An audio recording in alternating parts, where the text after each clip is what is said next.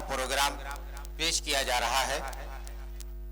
8 تاریخ کی صبح 9 بجے سے یہ خصوصی نشست شروع ہوئی ہے، جس میں طلباء اور طالبات اپنے ہمانو پروگرام کو آپ حضرات کے سامنے پیش کر رہے ہیں۔ آپ حضرات سے گزارش ہے کہ طلباء اور طالبات کا پروگرام غور سے سماعت کریں اور ان کی حوصلہ افزائی فرمائیں۔ آئیے اس تقریر کے عزیزی محمد مستفیض عالم ابن محب الحق صاحب سے گزارش ہے آئیں اور اپنی تقریر سے سامعین کو محظوظ کریں۔ آپ کی تقریر کا موضوع ہے ایک اہم دینی فریضہ۔ محمد ابو نصر عالم ابن محمد اعظم، آپ اسٹیج پر آ جائیں۔ ابو نصر عالم۔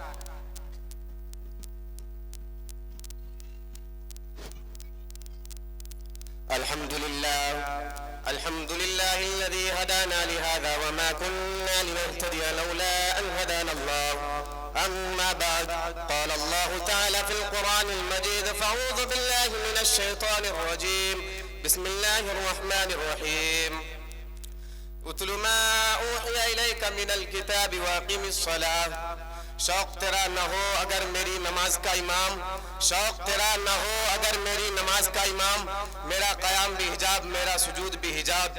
وہ ایک سجدہ جسے تو گرا سمجھتا ہے، وہ ایک سجدہ جسے تو گرا سمجھتا ہے، 1000 سجدے سے دیتا ہے آدمی کو نجات۔ جناب صدر و محترم حاضرین، آج کی اس محفل میں آپ حضرات کے سامنے کچھ نماز کے متعلق عرض کروں گا، جو عبادتوں میں سب سے زیادہ اہم عبادت ہے، جو قرب خداوندی کا سب سے اہم ذریعہ ہے۔ دعا کریں کہ اللہ تعالیٰ مجھے صحیح کہنے اور ہم سب کو اس پر عمل کرنے کی توفیق عطا فرماوے، آمین۔ حضرات گرامی، جب قیامت قائم ہوگی، حشر کا میدان ہوگا اور تمام دنیا کے اولین و آخرین کا اجتماع ہوگا، ہر شخص عجیب کیفیت میں مبتلا ہوگا، ہر انسان کی پیشانی عرق آلود ہوگی، نفسی نفسی کا عالم ہوگا۔ قرآن نے اس کا نقشہ عجیب انداز اور اچھوتے طرز سے کھینچا ہے، فرمایا یوم یفر المرء من اخیہ وامہ وابیہ وصاحبته وبنيه لكل امرئ منهم يومئذ شأن يغنيه۔ یعنی وہ دن ایسا ہوگا جس دن بھائی بھائی سے جدا ہوگا، بیٹی ماں سے بھاگے گی، باپ بیٹے سے نفرت کرے گا، شوہر بیوی سے الگ تھلگ ہوگا، بیوی اپنی شوہر سے کوسوں دور بھاگے گی۔ غرض اس دن ہر انسان میں ایک شان بے نیازی ہوگی، ہر شخص بے چینی و گھبراہٹ کے عالم میں مبتلا ہوگا۔ حق جل مجدہ کی جانب سے ارشاد ہوگا کہ آج یہاں نہ تمہاری جائیداد کام آئے گی، نہ تمہارے محلات تمہیں بچا سکیں گے، نہ تمہارے دوست و احباب کا جمع غفیر بچا سکے گا۔ آج تو صرف اور صرف تمہارے اعمال کام آئیں گے، تمہاری دیانت و امانت، تمہاری صداقت و روحانیت آج تمہیں اس یوم الجزا سے بچا سکے گی۔ ارشاد ہوگا یہ گھڑی محشر کی ہے تو عرشہ محشر میں ہے، یہ گھڑی محشر کی ہے تو عرشہ محشر میں ہے، پیش کر غافل عمل گر کوئی دفتر میں ہے۔ دوستو، ان تمام اعمال میں سے بھی سب سے پہلے نماز کا سوال کیا جائے گا، پوچھا جائے گا ہم نے تمہیں تندرستی وصیت عطا کی تھی، تم نے اسے نماز کے لیے استعمال کیا یا نہیں کیا؟ روز محشر کی جہاں گداز بود، اولین پرش سے نماز بود۔ یقیناً نماز ایک اہم ترین عبادت ہے اور دین کا اہم ستون ہے۔ ایک حدیث میں نبی کریم صلی اللہ علیہ وسلم نے ارشاد فرمایا کہ نماز دین کا ستون ہے، جس نے نماز کو قائم کیا اس نے دین کو قائم رکھا، جس نے نماز کی پرواہ نہ کی وہ دین سے بے پرواہ ہو گیا۔ کفر اور اسلام کے درمیان میں نماز یاد فاضل ہے۔ حضرات، نماز کی اہمیت کا اندازہ اس بات سے بھی لگایا جا سکتا ہے کہ بیماری میں بھی نماز معاف نہیں ہے۔ اگر کوئی شخص کھڑے ہو کر نماز نہیں پڑھ سکتا تو وہ بیٹھے بیٹھے نماز ادا کرے، اگر بیٹھ کر نماز نہیں پڑھ سکتا تو لیٹے لیٹے نماز پڑھے، لیکن نماز کسی بھی صورت میں معاف نہیں ہو سکتی۔ ایک حدیث میں نبی کریم صلی اللہ علیہ وسلم نے ارشاد فرمایا من ترک الصلاۃ متعمدا فقد کفر، یعنی جس نے جان بوجھ کر نماز کو چھوڑا اس نے کافروں والا عمل کیا۔ گویا کفر اسلام کے درمیان میں ایک آر ہے، اگر کوئی شخص نماز کو چھوڑتا ہے تو وہ اس آر کو ختم کر دیتا ہے۔ نماز ایک نور ہے، اس سے روشنی ملتی ہے، سکون و اطمینان میسر ہوتا ہے۔ فرمایا تاجدار مدینہ احمد مجتبیٰ سرکار دو عالم صلی اللہ علیہ وسلم نے قرۃ عینی فی الصلاۃ، میری آنکھوں کی ٹھنڈک نماز میں ہے۔ جب بھی گھبراہٹ کا موقع ہوتا یا کوئی مصیبت نازل ہوتی، آندھی و طوفان آتا تو آپ فوراً مسجد کا رخ کر لیتے اور نماز میں مشغول ہو جاتے۔ ان چند باتوں پر اپنے تقریر کو ختم کرتا ہوں۔ وما علینا الا البلاغ۔ جزاک اللہ۔ بہت کے لیے میدان خطابت سے میدان شاعری کی طرف لیے چلوں اور عزیزی عبد الغنی عزیزی عبدالغنی سے گزارش کروں آپ تشریف لائیں اور بارگاہ رسالت میں نذران عقیدت پیش فرمائیں. عزیزی عبدالغنی. السلام علیکم ورحمۃ اللہ وبرکاتہ. میرے دل میں بسا ہے پیار مدینے والے کا، مدینے والے کا، مدینے والے کا، مدینے والے کا، مدینے والے کا، مدینے والے کا ہے نورانی دربار مدینے والے کا، مدینے والے کا، مدینے والے کا، مدینے والے کا، مدینے والے کا، مدینے والے کا. واللیل ان کی زلفیں، واللیل ان کی زلفیں، والشمس ان کا چہرہ، واللیل ان کی زلفیں، والشمس ان کا چہرہ.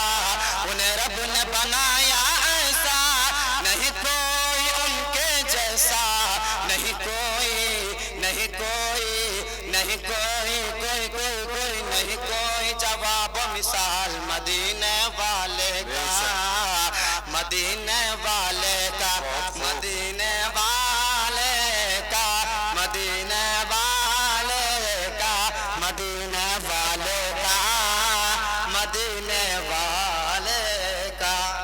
بہت خوب ماشاءاللہ. جی.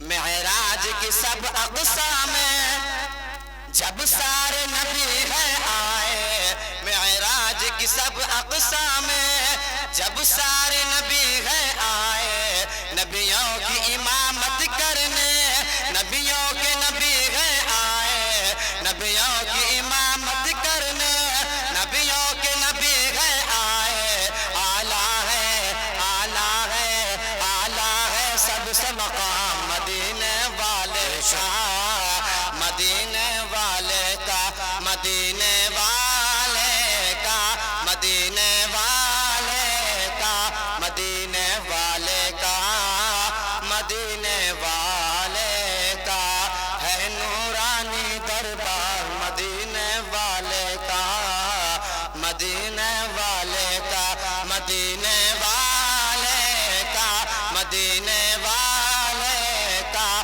مدینے والے کا، مدینے والے کا. بہت خوب ماشاءاللہ. آئیے حضرات، بہترین نعت سے ہم سب کو نواز رہے تھے. یقیناً جس خوبصورتی کے ساتھ مدرسہ سراج العلوم انورگت اور نندنیا کے طلباء اور طالبات جس خوبصورتی کے ساتھ پروگرام پیش کر رہے ہیں، جس انداز سے پروگرام کو پیش کر رہے ہیں، پروگرام سن کر طبیعت مچل جاتی ہے اور دل خوش ہو جاتا ہے اور دل سے دعا نکلتی ہے کہ ناز کرتا ہے زمانہ، ناز کو بھی ناز ہے، ناز کرتا ہے زمانہ، ناز کو بھی ناز ہے، تم بلندی پر رہو، دل کی یہی آواز ہے. آئیے میں میدان شاعری سے پھر آپ کو میدان خطابت کی طرف چلتا ہوں اور تقریر کے لیے عزیزی محمد ابو نصر سے گزارش کرتا ہوں کہ آپ آئیں اور اپنی تقریر سے ہم سب کو مستفید کریں. آپ کی تقریر کا موضوع ہے محاسبہ نفس. شمس ضیاء بسم اللہ قاری داؤد صاحب اسٹیج پر آ جائیں. الحمد للہ رب العالمین والصلاة والسلام على سید المرسلین محمد وآلہ وصحبہ اجمعین الطیبین الطاہرین. اما بعد، قال اللہ تعالی فی القرآن الکریم فمن يعمل مثقال ذرة خیرا یرہ ومن يعمل مثقال ذرة شرا یرہ. یہ گھڑی محشر کی ہے تو عرصہ محشر میں ہے، یہ گھڑی محشر کی ہے تو عرصہ محشر میں ہے، پیش کر غافل عمل گر کوئی دفتر میں ہے. آج نہ مسجد ہے نہ میں ہے نہ میخانہ ہے، آج نہ مسجد ہے نہ میں ہے نہ میخانہ ہے، آج بدلا ہوا میخانہ کا میخانہ ہے. یک بیک بدلی زمانہ نے کروٹ کیسے، یک بیک بدلی زمانہ نے کروٹ کیسے، جس طرف دیکھیے ویرانہ ہی ویرانہ ہے. محترم حضرات सामईन کرام, میں نے ایک آیت کریمہ تلاوت کی ہے, یہ آیت سورہ زلزال کی ہے. اس کے بارے میں کہ اس کو پڑھ کر آدمی کا کلیجہ دہل جاتا ہے, خوف و ہراس اور سراسیم کی انسان پر طاری ہو جاتی ہے. اس سورہ میں قیامت کے بھیانک منظر کا تذکرہ کیا ہے. جب زمین پر بھوچال آ جائے گا, زمین اپنے اندر کے پوشیدہ دفینوں کو باہر نکال پھینکیں گے. اس وقت انسان بڑی پریشانی و حواس باختہ کے عالم میں اپنا ہوش و حواس کھو بیٹھے گا, اور سراب و بیگلی کا عالم ہوگا, نفسی نفسی کی کیفیت ہوگی. اس آیت کریمہ میں اس وقت کے بعد کا رشا کھینچا گیا ہے. قرآن نے صاف صاف اعلان کیا ہے, کھلے لفظوں میں پکار کر کہا ہے کہ دنیا کے تمام رہنے والے سن لے, کان کھول کر سن لے. اگر کوئی یہ سمجھتا ہے کہ یہی زندگی ہے, یہی جی کر مرنا ہے, یہی اپنی زندگی گزار کر مٹی ہو جائیں گے, جس طرح چاہے ہم یا رہے, جیسے چاہے ہم اعمال کرے, ہم سے کوئی پوچھ گچھ نہ ہوگی, یہ اس کی بھول ہے, بہت بڑی بھول ہے, یہ اس کی نادانی ہے. دنیا میں اس کے انہماک کا نتیجہ ہے. جو شخص یہاں جو کچھ کرتا ہے, قیامت کے دن اس سے سوال کیا جائے گا.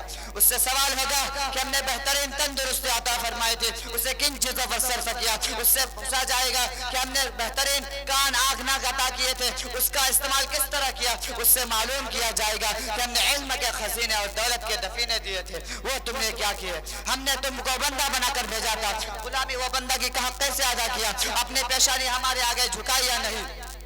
قیامت میں ہر نعمت کے بارے میں سوال کیا جائے گا. وَلَتُسْأَلُنَّ يَوْمَئِذٍ عَنِ النَّعِيمِ, ہر قسم کے اشیاء اس کے بارے میں پوچھ ہوگی. دنیا کے اندر اتنے انعامات سے اللہ نے نوازا ہے, ان کا اگر شمار بھی کیا جائے تو شمار نہیں کیا جا سکتا.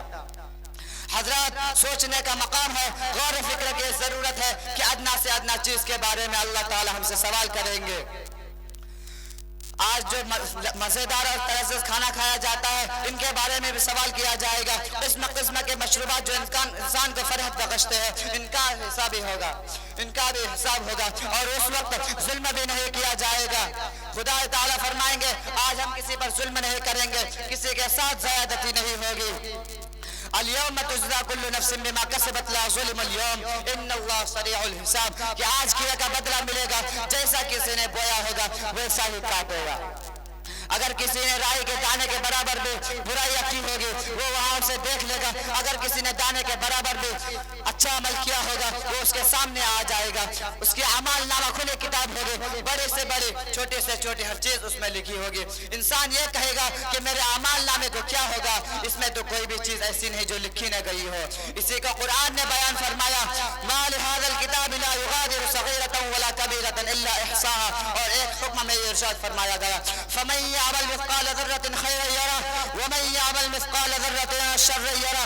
دوستو, آپ اندازہ لگائیے کہ آج ہمارے اندر کتنی برائیاں پیدا ہو گئی ہے, کس قدر خرابی آ گئی ہے. کوئی لمحہ ایسا نہیں جس میں ہم سے برائیاں سرزد نہ ہوتی ہو. ہم خدا کے آگے جھکنے کے بجائے بندوں کے آگے جھکنے لگے ہیں. ہم خدا کی طاقت و قدرت پر بھروسہ کرنے کے بجائے شیطانی اور طاغوتی طاقتوں پر بھروسہ کرنے لگے ہیں, اور بے محابہ برائیاں پر برائیاں کرتے چلے جاتے ہیں. نہ آخرت کا خوف ہے, نہ حساب و کتاب کی فکر, حشر کی رسوائی کا ڈر, نہ قیامت کے ہولناک مناظر کی پرواہ, اور نہ ہی اللہ کے سامنے کھڑے ہونے پر غور. اسی بنا پر بری طرح پڑے ہیں, جس کے بارے میں اللہ کے رسول صلی اللہ علیہ وسلم نے فرمایا, الدنیا جیفت و طالبها کلاب, کہ دنیا مردار ہے اور اس کے پیچھے پڑنے والے, اپنے خواہشات کو تج کرنے والے, حقیقی عیش اور بدی زندگی تصور کرنے والے کتے ہیں. اسی کے بارے میں فرمایا, الدنیا مزرعۃ الآخرہ, کہ دنیا آخرت کی کھیتی ہے. اگر اس دنیا کی کوئی حقیقت ہوتی, اس دنیا کی کوئی حقیقت ہوتی, ایک مچھر کے پر کے برابر بھی اس کی قیمت ہوتی, اس میں ہوتی. خیر دنیا و آخرت کے تاجدار سرکار دو عالم صلی اللہ علیہ وسلم سے روگردانی نہ کرتے. آج ہم دیکھتے ہیں کہ جب موت کی پرزور آندھی, بڑے بڑے طوفانی بغولوں, قدآور شخصیتوں, مالداروں, وزیروں, خوبصورت محلات رکھنے والوں, جب انسانوں سے ٹکراتی ہے تو اس کے سارے بہترین عمارت خاک میں مل جاتے ہیں. میں اپنی تقریر کو یہاں پر ختم کرنا چاہتا ہوں. آخر دعوانا الحمدللہ رب العالمین.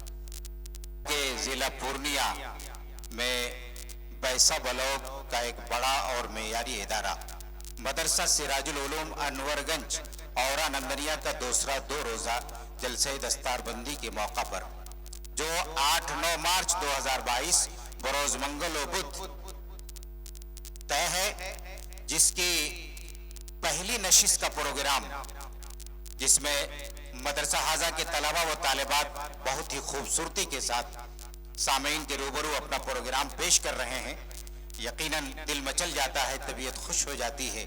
और ऐसे मौके पर अगर असातिज़ाए मदरसा हाजा की मेहनत का तज़किरा न किया जाए तो उनके साथ नाइंसाफ़ी होगी। यकीनन मेरे दोस्तों, मदरसा हाजा के असातिज़ाए किराम की अनथक मेहनत और कोशिशों का नतीजा और समरा है कि हमारे तलबा और तालिबात इस खूबसूरती के साथ और बेहतरीन और अनोखे अंदाज में प्रोग्राम को पेश कर रहे हैं। अल्लाह मज़ीद तरक्कियात से नवाजे। और हमारे मदरसा हाजा के बानी व मोहतमिम हजरत अलहाज मुफ्ती तौकीर आलम साहब कासमी मद्दज़िल्लहुल आली के खुलूस का नतीजा है कि तलबा इस खूबसूरती के साथ प्रोग्राम को पेश कर रहे हैं। आइए मैं तकरीर के लिए अजीज़ी मोहम्मद दिलदार इब्न जुनैद आलम से गुजारिश कर रहा हूँ कि आए और अपनी तकरीर से हम सामीन को मुस्तफीद करें। तो आपकी तकरीर का मौजू है इल्म। मोहम्मद शम्सुज़्ज़मा, आप स्टेज पर आ जाएं। अल्हम्दुलिल्लाह वस्सलाम वफ़ा बिल्लाह वस्सलाम। इक़रा व रब्बुकल अकरम अल्लज़ी अल्लम बिल क़लम अल्लमल इंसान मा लम यअलम। मुहतरम हज़रात, अकाबिर दोस्तों और भाइयों, किसी शायर ने कहा है, इल्म वो दौलत है जो नकदी नहीं, खर्चे करने से कभी घटती नहीं। इल्म वो दौलत है जो नकदी नहीं, खर्चे करने से कभी घटती नहीं। मुहतरम बुजुर्गों, रोशनी किसे पसंद नहीं, शब तारीख में महताब, अंधेरी कमरों में तुमको किसे अच्छी नहीं लगते। ठीक यही बात इल्म पर सादिक आती है। वो कौन सी चीज है जिसने आदम अलैहिस्सलाम को फरिश्तों से अफजल बना दिया? वो कौन सी ताकत है जो इंसान को अशरफुल मखलूकात बनाए हुए? वो इल्म है। भाइयों दोस्तों, हम मुसलमान हैं, अल्लाह और उसके रसूल पर ईमान रखते हैं। वो अगर हम इल्म नहीं रखते तो हम मुसलमानों में हो नहीं सकते। मुसलमान जाएंगे, मुसलमान अनपढ़ हो नहीं सकता। अल्लाह के किताब में इल्म की अजमत जगह जगह बयान की गई। इरशाद बारी ताला है, कुल हल यस्तवी अल्लज़ीना यअलमून वल्लज़ीना यअलमून इन्नमा यतज़क्करु उलुल अलबाब। इस आयत का तर्जुमा है कि कह दीजिए कि क्या जानने वाले और न जानने वाले बराबर हो सकते हैं? नहीं, अक्लमंद ही नसीहत पकड़ते हैं। मुहतरम दोस्तों, इल्म से मुराद क्या है? दुनियावी इल्म या उखरवी इल्म? इल्म कोई भी हो इंसान को इज्जत देता है। इंसान इल्म हिस्से कमाल पाता है। फौज और लश्कर और मालो दौलत इससे वाकई इज्जत नहीं देते। इसलिए हर इंसान को चाहिए वो इल्म हासिल करे, सरगर्म रहे। आप अगर दुनिया में इल्म हासिल करते हैं तो दुनिया में कामयाब होते हैं, और अगर दीनी इल्म हासिल करेंगे तो आखिरत की कामयाबी आपके कदम चूमेगी। मुहतरम दोस्तों, आप अगर कुछ अकल वाले हैं, आप में अगर कुछ भी दानिशमंदी है तो इल्म के हासिल के लिए चाहे आपको कितने तकलीफ उठाने पड़े, रातों को नींद बर्बाद करे और बेघर ज़हमत बर्दाश्त करे, फिर भी इल्म के हासिल से ना भागे, उसे में कामयाबी है। दो अल्लाह ताला हमें और आपको इल्म के हासिल की खुसूसी इल्म के हासिल की तौफीक अता फरमाए, आमीन। ना बाप का इल्म ना बेटे को अगर असबर हो, कि ना बाप का इल्म ना बेटे को अगर असबर हो, फिर काबिल मेरास कदर क्यों न करो। अस्सलाम वालेकुम रहमतुल्लाहि व बरकातहू। बहुत अच्छे। आइए तकरीर के लिए अजीज़ी मोहम्मद शम्सुज़्ज़मा इब्न अब्दुस्समद से गुजारिश है कि स्टेज पर आए और अपनी तकरीर से हम सामीन को मुस्तफीद करें। आपकी तकरीर का मौजू है कब्र की मंजिल। मोहम्मद शहबाज आलम स्टेज पर आ जाएं। शहबाज आलम। अल्हम्दुलिल्लाह الذي لم يزل عالما وقديرا حجا وقيما سميعا بصيرا واشهد ان لا اله الا الله وحده لا شريك له واكبره تكبيرا واشهد ان محمدا عبده ورسوله وصلى الله على سيدنا محمد الذي ارسله الى الناس كافة وبشيرا ونذيرا وعلى آلہ وصحبہ وسلم تسلیما کثیرا اما بعد۔ محترم بزرگوں اور دوستوں، آخرت کی منزلوں میں سب سے پہلی منزل قبر ہے۔ اگر یہ منزل آسانی سے طے ہو گئی تو بعد والی منزلیں بھی آسان ہوں گی، لیکن اگر قبر کی منزل سخت ہو گئی تو بعد کی منزلیں اور بھی زیادہ سخت ہوگی۔ حضرت عثمان غنی رضی اللہ تعالی عنہ جب کسی قبر کے پاس کھڑے ہوتے تو اس قدر روتے کہ ریش مبارک آنسو تر ہو جاتی تھی۔ لوگوں نے ان سے کہا کہ آپ کے سامنے جنت اور دوزخ کا ذکر ہوتا ہے، جنت کے ثواب اور جہنم کے عذاب کا تذکرہ ہوتا ہے، مگر آپ اس پر اس قدر نہیں روتے جتنا قبر کو دیکھ کر روتے ہیں۔ حضرت حضرت عثمان غنی رضی اللہ تعالی عنہ فرمایا ان القبر اول منزل من منازل الاخرة فان نجا منه فما بعده ايسر منه وان لم ينج منه فما بعده اشد منه. قبر آخرت کی منزلوں میں سب سے پہلی منزل ہے. اگر اس سے نجات مل گئی تو اس کے بعد کی منزل اس سے کہیں زیادہ آسان ہوگی, لیکن اگر اس سے نجات نہ ملی تو بعد کا مرحلہ اس سے کہیں زیادہ سخت ہوگا. پھر حضرت عثمان غنی رضی اللہ تعالی عنہ فرمایا کہ رسول اللہ صلی اللہ علیہ وسلم فرماتے ہیں ما رأيت منظرا قط الا والقبر افزع من, میں نے قبر سے زیادہ خوفناک کوئی منظر نہیں دیکھا. حضرت صدیق رضی اللہ تعالی عنہ فرماتی ہے کہ ایک بار رسول اللہ صلی اللہ علیہ وسلم نے بڑی خطبہ میں فتنہ قبر کا ذکر کیا اور اس طرح بیان کیا کہ لوگ دھارے مار مار کر رونے لگے اور اس قدر بحران برپا ہوا کہ میں بات نہیں سمجھ سکی کہ کیا معاملہ ہے. جب سکون ہوا تو میں نے اپنے قریب ایک آدمی کو پوچھا کہ ابھی حضور صلی اللہ علیہ وسلم کیا فرمایا تھا. اس نے جواب دیا کہ حضور صلی اللہ علیہ وسلم نے ارشاد فرمایا قد اوحی الی انکم تفتنون فی القبور قریبا من فتنۃ الدجال, میری جانب وحی کی گئی ہے کہ تم لوگ فتنہ دجال سے پہلے فتنہ قبر میں مبتلا کیے جاؤ گے. محترم دوستو, کوئی دین ایسا نہیں گزرتا کہ جب قبر یہ نہ کہتی ہو میں بیگانگی کا گھر ہوں, میں تنہائی کا گھر ہوں, میں مٹی کا گھر ہوں, میں کیڑے مکوڑوں کا گھر ہوں. جب بندہ مومن دفن کیا جاتا ہے تو قبر اس سے کہتی ہے کہ تیرا آنا مبارک ہو. جو لوگ میری پشت پر چلتے تھے ان میں تو مجھے سب سے محبوب تھا, اب جب کہ تو میرے سپرد کیا گیا ہے تو دیکھنا کہ میں تجھ کو میرے سپرد کیا گیا ہے تو اپنے ساتھ میرا معاملہ دیکھنا کہ میں تیرے ساتھ کتنا اچھا سلوک کرتی ہوں. اس کے بعد حد نگاہ تک قبر کشادہ ہو جاتی ہے اور جنت کا دروازہ کھول دیا جاتا ہے. لیکن جب فاسق و فاجر اور کافر بندہ قبر میں دفن کیا جاتا ہے تو قبر اس سے کہتی ہے کہ تیرا آنا نامبارک ہو. جو لوگ میری پشت پر چلتے تھے ان میں تو میرے نزدیک سب سے زیادہ مبغوض تھا, آج جب کہ تو میرے حوالے کیا گیا ہے تو دیکھنا کہ میں تجھ کو کس طرح سزا دیتی ہوں. اس کے بعد قبر اس مردہ کو اس طرح بھیجتی ہے کہ دائیں طرف کی پسلیاں بائیں طرف کی پسلیوں میں اور بائیں طرف کی پسلیاں دائیں طرف کی پسلیوں میں گھس جاتی ہیں اور اس پر 70 عزد ہیں اور دوسری روایت کے مطابق 99 عزد مسلط کر دیے جاتے ہیں, جن کا حال یہ ہوتا کہ ان میں سے ایک بھی زمین پر پھونک مار دے تو وہ زمین پر قیامت تک کچھ نہ اگے. وہ عزد اسے مسلسل دستے رہتے ہیں اور قیامت تک دستے رہیں گے. رسول اللہ صلی اللہ علیہ وسلم فرماتے ہیں انما القبر روضۃ من ریاض الجنۃ او حفرۃ من حفر النار, قبر جنت کے باغوں میں سے ایک باغ ہے یا دوزخ کے گڑھوں میں سے ایک گڑھا. یعنی نیک بندوں کے لیے قبر جنت کا باغ بن جاتی ہے اور بدکاروں کے لیے دوزخ کا گڑھا. اب یہ انسانوں پر مقصر ہے کہ وہ اپنی قبر کو جنت کا باغ بنانا چاہتا ہے یا دوزخ کا گڑھا. قبر بذات خود نہ جنت کا باغ. میں اسے چند بات پر اپنی تقریر کو ختم کرنا ہوا. آخر دعوانا الحمدللہ. جزاک اللہ, بہت خوب, انعام لے لو بیٹے.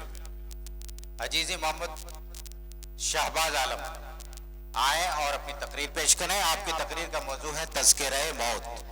محمد کیف اسٹیج پر آ جائیں.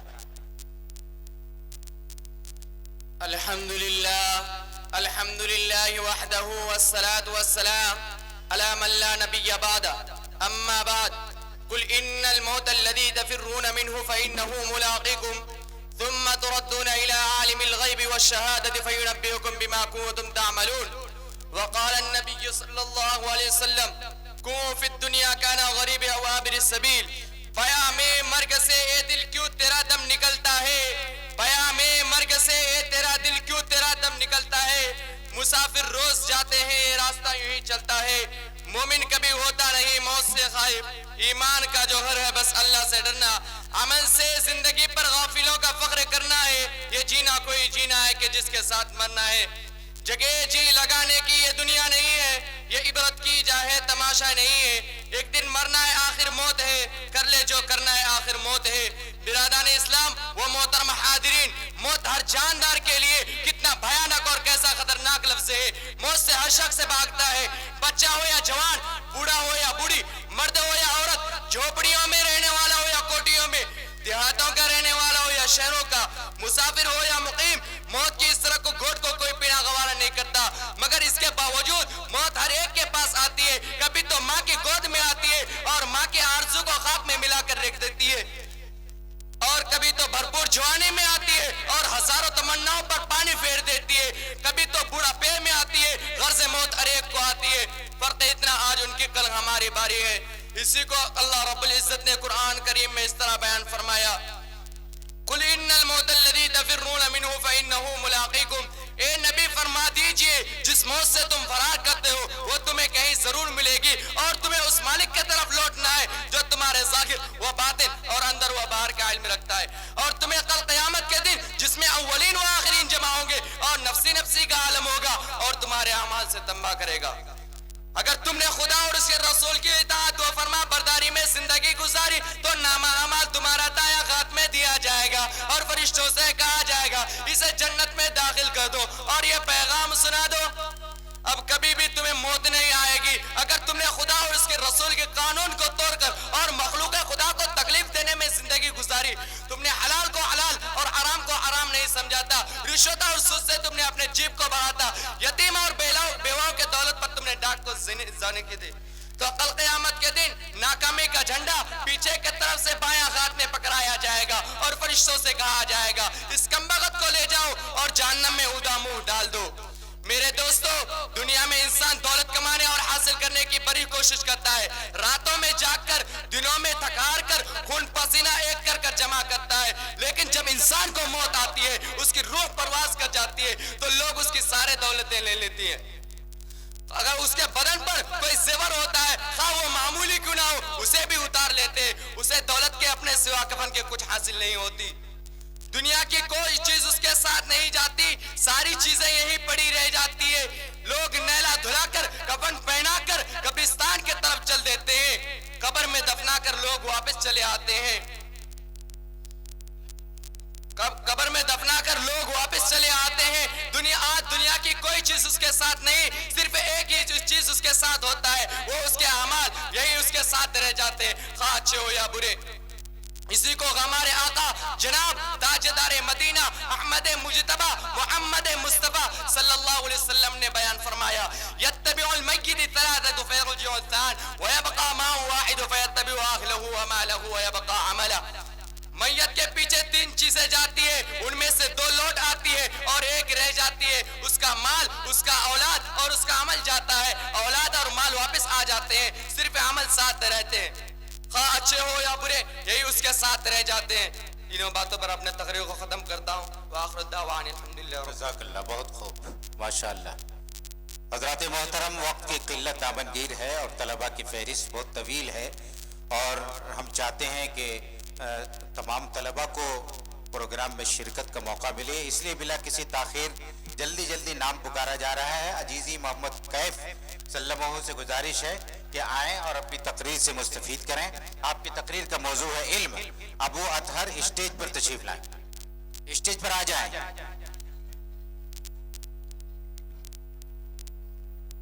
بسم اللہ الرحمن الرحیم، الحمدللہ الذی علمنا ما لم نکن نعلم، والصلاة والسلام على رسول الاکرم وعلى آلہ واصحابہ المحترم، اما بعد، قال اللہ تعالی اعوذ باللہ من الشیطان الرجیم، بسم اللہ الرحمن الرحیم، اقرأ وربک الاکرم الذی علم بالقلم علم الانسان ما لم يعلم۔ صدر محترم، حضرات اکابر، دوستوں اور بھائیوں، کسی شاعر نے کہا ہے علم و دولت ہے جو لٹتی نہیں، خرچ کرنے سے کبھی گھٹتی نہیں۔ محترم بزرگوں، روشنی کسے پسند نہیں، شب تاریخ میں مہتاب، اندھیرے قبر میں قمقمے کسے اچھے نہیں لگتے۔ ٹھیک ہے، بات ہے علم پر صادق آتی ہے، وہ کون سی چیز ہے جس نے آدم علیہ السلام کو فرشتوں سے افضل بنا دیا؟ وہ کون سی طاقت ہے جو انسانوں کو اشرف المخلوقات بنائے ہوئے ہیں؟ وہ علم ہے۔ بھائی اور دوستو، ہم مسلمان ہیں، اللہ اور اس کے رسول پر ایمان رکھتے ہیں۔ واقع ہے کہ اگر ہم علم نہیں رکھتے تو ہم مسلمان نہ ہو سکتے۔ مسلمان اور جاہل رہے، مسلمان اور ان پڑھ یہ ہو نہیں سکتا۔ اللہ کی کتاب میں علم کی عظمت جگہ جگہ بیان کیے گئے ہیں۔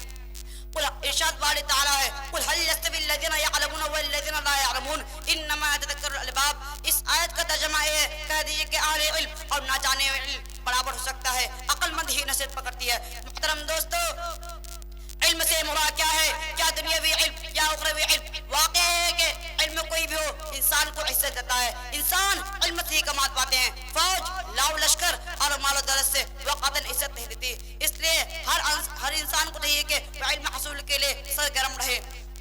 آپ اگر دنیاوی علم حاصل کرتے دنیا میں کامیابی رہتے ہیں. آپ اگر دینی علم حاصل کرتے ہیں تو آخرت میں آپ کا کامیابی قدم چومے گی. محترم دوستو، آپ اگر کچھ عقل والے ہیں، اگر آپ میں کچھ بھی دانش مندی ہے تو آپ علم کے حاصل کے لیے دوڑے، خصوصاً دینی علم حاصل کرے. چاہیے آپ کو کتنی تکلیف اٹھانا پڑے، راتوں کو نیند خراب کرے، دیگر زحمتیں برداشت کرے، پھر بھی علم حاصل کے لیے نہ بھاگے. اسی میں کامیابی ہے. اللہ تعالی ہمارا آپ کو علم کے حاصل کے خصوصاً دینی علم حاصل کرنے کی توفیق عطا فرمائے. آمین. وآخر الدعوانا الحمدللہ رب العالمین. جزاک اللہ. بہت اچھے، بہت اچھے. عزیزم ابو اطہر ابن حافظ صابر صاحب اسٹیج پر آئے، اپنی تقریر پیش کریں. آپ کی تقریر کا موضوع ہے شب قدر. رشبی رانی اسٹیج پر آ جائیں. الحمد للہ وکفا وسلام علی عباده الذین اصطفى. اما بعد، اعوذ باللہ من الشیطان الرجیم. بسم اللہ الرحمن الرحیم. انا انزلناه فی لیلۃ القدر وما ادراک ما لیلۃ القدر. لیلۃ القدر خیر من الف شہر. تنزل الملائکة والروح فیها بإذن ربهم من كل امر. سلام هي حتى مطلع الفجر. صدق اللہ مولانا العظیم. حاضرین جلسہ، بزرگوں اور دوستوں، میں نے آج شب قدر کی مناسبت سے آپ حضرات کے سامنے سورہ لیلۃ القدر تلاوت کی ہے. اس کا ترجمہ یہ ہے، ہم نے قرآن کو بزرگی والی رات میں اتارا ہے. تمہیں کیا معلوم کہ وہ بزرگی والی رات کیا ہے؟ یہ بزرگی والی رات 1000 مہینوں سے بہتر ہے. اس رات میں فرشتے اور روح القدس اپنے رب کے حکم سے ہر امر کو لے کر اترتے ہیں. یہ رات سراپا سلامتی ہے اور طلوع صبح صادق تک رہتی ہے. سورہ دخان میں بھی اللہ تعالی ارشاد فرماتا ہے، انا انزلناہ فی لیلۃ مبارکہ. ہم نے قرآن کو ایک مبارک رات میں اتارا ہے. حضرت انس رضی اللہ عنہ روایت کرتے ہیں، رسول اللہ صلی اللہ علیہ وسلم شب قدر میں حضرت جبرائیل علیہ السلام فرشتوں کی ایک جماعت کے ساتھ تشریف لاتے ہیں، اور جس بندے کو بھی کھڑے بیٹھے ذکر اللہ میں مشغول دیکھتے ہیں اس کے لیے دعا رحمت کرتی ہے. اسی طرح دوسری حدیث میں ہے، ما قام لیلۃ القدر ایمانا واحتسابا غفر له ما تقدم من ذنبه. جو شخص ایمان و احتساب کے ساتھ شب قدر میں نفلی نمازیں پڑھے گا اس کے سابقہ گناہ بخش دیے جائیں گے. ایک اور حدیث میں ہے، من حرم خیرها فقد حرم. جو شب قدر کی بھلائی سے محروم رہا وہ بہت بڑی بھلائی سے محروم رہا. شب قدر کب ہوتی ہے اس کے متعلق کوئی متعینہ تاریخ یقین کے ساتھ نہیں بتائی جا سکتی. حضرت عبادہ بن صامت رضی اللہ عنہ فرماتے ہیں کہ ایک مرتبہ رسول اللہ صلی اللہ علیہ وسلم ہم لوگوں کو شب قدر کے بارے میں بتانے کے لیے نکلے. بس تو مسلمان اسی کے متعلق آپس میں جھگڑا کرنے لگے. حضور صلی اللہ علیہ وسلم فرماتے ہیں کہ میں تم لوگوں کو شب قدر کے بارے میں بتانے کے لیے نکلے تھے، مگر چونکہ فلا جھگڑا کرنے لگے اس لیے اس کا تعین اتار لیا گیا. اب متعینہ طور پر نہیں بتائی جا سکتی کہ کس ماہ کی کس تاریخ کو شب قدر ہوتی ہے. البتہ شب قدر کو تلاش کرنے کا حکم ہے تاکہ اسی بہانے سے زیادہ راتوں میں عبادت ہو سکے اور بندہ زیادہ سے زیادہ عبادت اور مشغول رہے. دوسری روایت میں ہے، نبی کریم صلی اللہ علیہ وسلم ارشاد فرماتے ہیں، میں اپنی تقریر کو نہیں چند باتوں میں ختم کرنا چاہتا ہوں. وآخر دعوانا. بہت اچھے، بہت خوب، جزاک اللہ. آئیے تقریر ہی کے لیے عزیزہ رشبی رانی بنت تنویر عالم صاحب اسٹیج پر آئیں اور اپنی تقریر پیش کریں. آپ کی تقریر کا موضوع ہے بے پردگی. خوشربا چمن اسٹیج پر آ جائیں. خوشربا چمن بنت شمس الزما. عزیزہ خوشربا چمن بنت شمس الزما اسٹیج پر آ جائیں. جی یہ طالبات 6 کلاس کی ہیں. نحمده ونصلي على رسول الكريم. أما بعد، فقد قال الله تبارك وتعالى في القرآن المجيد والفرقان الحميد. أعوذ بالله من الشيطان الرجيم. بسم الله الرحمن الرحيم. وقرن في بيوتكن ولا تبرجن تبرج الجاهلية الأولى وأقمنا الصلاة وآتينا الزكاة وأطيعنا الله ورسوله. صدق اللہ العظیم. صدر محترم، حاضرین جلسہ اور پردہ نشی ماں بہنوں، السلام علیکم ورحمۃ اللہ وبرکاتہ. میں نے آپ لوگوں کے سامنے قرآن کریم کی ایک آیت تلاوت کی ہے. دعا کریں کہ اللہ تعالی ہمیں صحیح کہلوائے اور ہم سبوں کو کہنے سننے سے زیادہ عمل کی توفیق عطا فرمائے. آمین. آمین. میری ماں اور بہنوں، جس آیت کی ہم نے تلاوت کی ہے اس میں اللہ تعالیٰ نے عورتوں کو زندگی گزارنے کا ایک سلیقہ و طریقہ دیا ہے۔ ارشاد باری ہے وَقَرْنَ فِي بُيُوتِكُنَّ کہ تم اپنے گھروں میں اطمینان سے بیٹھی رہو، وَلَا تَبَرَّجْنَا تَبَرُّجَ الْجَاهِلِيَّةِ الْأُولَىٰ اور جاہلیت کے زمانے کی طرح اپنا بناؤ سنگھار دکھاتی نہ پھرو، وَأَقِيمْنَا الصَّلَاةَ اور نماز پڑھتی رہو، وَآتِينَا الزَّكَاةَ اور زکوٰۃ دیتی رہو، وَأَطِیعْنَا اللَّهَ وَرَسُولَهُ اور ہر معاملہ میں اللہ اور اس کے رسول جناب محمد الرسول اللہ صلی اللہ علیہ وسلم کی فرما برداری کرتی رہو۔ لیکن ہم عورتوں کا عمل بالکل الٹا اور برعکس ہے، گھر بیٹھنے کے بجائے گھر کے باہر گھومتی پھرتی ہے، بلکہ ہم عورتیں سمجھتے ہیں کہ جب تک اجنبی مردوں کا نظر اس بناؤ سنگھار پر نہ پڑ جائے اس وقت تک بناؤ سنگھار میں لگے ہوئے روپیہ بیکار چلے گئے۔ میری ماں اور بہنوں، پردہ اور حجاب تمام انبیاء اکرام علیہم السلام کے زمانے کا ایک مشترکہ حکم ہے اور تمام انبیاء اکرام علیہم السلام کی شریعتوں میں فرض رہا ہے، جس کو کسی زمانے میں بھی روا نہیں رکھا گیا۔ بابا آدم سے لے کر نبی اکرم صلی اللہ علیہ وسلم تک کسی زمانے میں بھی اس بات کو درست نہیں سمجھا گیا کہ مرد اور عورت میں کھلم کھلا اختلاط اور میل ملاپ ہو۔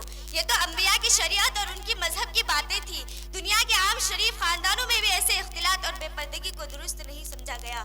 میری بہنوں، غور تو کیجئے کہ گھر میں ایک روٹی بچ جاتی ہے تو آپ اسے کپڑا میں لپیٹ کر رکھتے ہو تاکہ چوہا بلی نہ کھا جائے، ایک پاؤ دودھ کو چھپا کر رکھتے ہو تاکہ بلی نہ پی جائے، 100 گرام گھی کو بند کر کے رکھتے ہو تاکہ گرد و غبار نہ پڑ جائے۔ اتنی چھوٹی چھوٹی چیزوں کی تو اتنی اہمیت کہ اس کو چھپا چھپا کر رکھا جاتا ہے، اور جس کو چھپانے کی ضرورت ہے شریعت نے جس کو چھپانے کا حکم دیا ہے اس کو کھلم کھلا یوں ہی لگامے بے مہار کی طرح چھوڑ دیا۔ میری بہنوں، جب ہم پردے میں تھی، وحدانیت پر تھی، اللہ اور اس کے رسول کے حکموں پر تھی، تو اللہ نے ہمیں چنا تھا، اللہ نے ہم سے وہ کام لیا کہ آج تک دنیا یاد کرتی ہے۔ اسلام کے نام سب سے پہلے خون کا قطرہ ہم ہی نے دیا۔ ہماری ہی جرأت و ہمت کی وجہ سے عمر کا دل نرم ہوا اور مشرف با اسلام ہوئے، اور جب ہم کبھی پردہ کو اتار دیے، وحدانیت سے دوری اختیار کی، اللہ اور اس کے رسول کے حکموں کو پشے پشت ڈال دیا، تو اللہ بھی ہم سے وہ کام لینا چھوڑ دیا جو ہماری ماں حضرت خدیجہ سے لیا، ہماری ماں حضرت عائشہ سے لیا، حضرت فاطمہ سے لیا، حضرت سمیہ سے لیا۔ میری بہنوں، آج بھی ہمارے رگوں میں وہی خون ہے جو ہمارے ماؤں کے رگوں میں تھا، آخر ہم بھی انہی کی بیٹیاں ہیں، لیکن ہمارے خون میں وہ جوش و جذبہ نہیں ہے اور ہمارے اندر وہ جرأت و ہمت نہیں ہے جو کرنے اولا کی عورتوں میں تھی۔ کیوں؟ اس لیے کہ ہم نے خدیجہ کو نمونہ نہیں بنایا، عائشہ کو نمونہ نہیں بنایا، فاطمہ اور سمیہ کو نمونہ نہیں بنایا، بلکہ ہم نے اپنے آئیڈیل ناچنے اور گانے والے عورتوں کو بنایا، سر سے دوپٹہ کو اتار پھینکا، قرآن کو چھوڑا، رسول کی تعلیمات سے بیزاری اختیار کی۔ میری بہنوں، جب ہم سدھرتی ہے، اسلامی تعلیمات کے مطابق زندگی گزارتی ہے تو دنیا سدھرتا ہے، تو معاشرہ سدھرتا ہے، دنیا سدھرتی ہے، اور جب ہم بگڑتی ہے تو معاشرہ بگڑتا ہے، دنیا بدنام ہوتی ہے۔ کیا ہمیں معلوم نہیں کہ جب ہم پردے میں تھی، شرک و بدعت سے دور ہی تھی، اور جب ہم باحیا تھی تو ہم نے حضرت ابوبکر صدیق کو جنم دیا، حضرت عمر فاروق کو جنم دیا، حضرت عمر فاروق کو جنم دیا، حضرت عثمان غنی کو جنم دیا، حضرت علی کو جنم دیا، حسنین کو جنم دیا، شیخ عبد القادر جیلانی کو جنم دیا، مجدد الف ثانی کو جنم دیا، مولانا قاسم کو جنم دیا، رشید احمد گنگوہی کو جنم دیا، بانی تبلیغ مولانا الیاس کو جنم دیا، اور جب ہم کبھی پردے سے باہر ہوئے، وحدانیت سے دوری اختیار کی، شرک و بدعت اپنائے، تو ہم ہی نے فرعون کو جنم دیا، شداد کو جنم دیا، قارون کو جنم دیا، حامان کو جنم دیا، ابو جہل و ابو لہب کو جنم دیا۔ ہاں میری بہنوں، جب ہم سدھرتی ہے، جب ہم سب نیک بنتی ہے، اسلامی تعلیمات کے مطابق زندگی گزارتے ہیں تو ہمارے کوکھ سے نیک اولاد جنم لیتی ہے، اور جب ہم بری بنتی ہے تو ہماری کوکھ سے بری اولاد جنم لیتی ہے۔ اس لیے میری بہنوں، ہمیں پردے میں آنے کی ضرورت ہے، گھر کی چہار دیواری میں آنے کی ضرورت ہے، تاکہ ہمارے بدن سے نیک اور صالح اولاد جنم لے اور ایک اچھا معاشرہ وجود میں آئے۔ میری بہنوں، وقت کی قلت کی وجہ سے میں اپنی بات کو ختم کرتی ہوں۔ وما علینا الا البلاغ۔ بہت اچھے، بہت اچھے۔ عزیزہ خوشربا چمن بنت شمس الزما اسٹیج پر آئے اور اپنی تقریر پیش کریں۔ آپ کی تقریر کا موضوع ہے بے پردگی۔ السلام علیکم ورحمۃ اللہ وبرکاتہ۔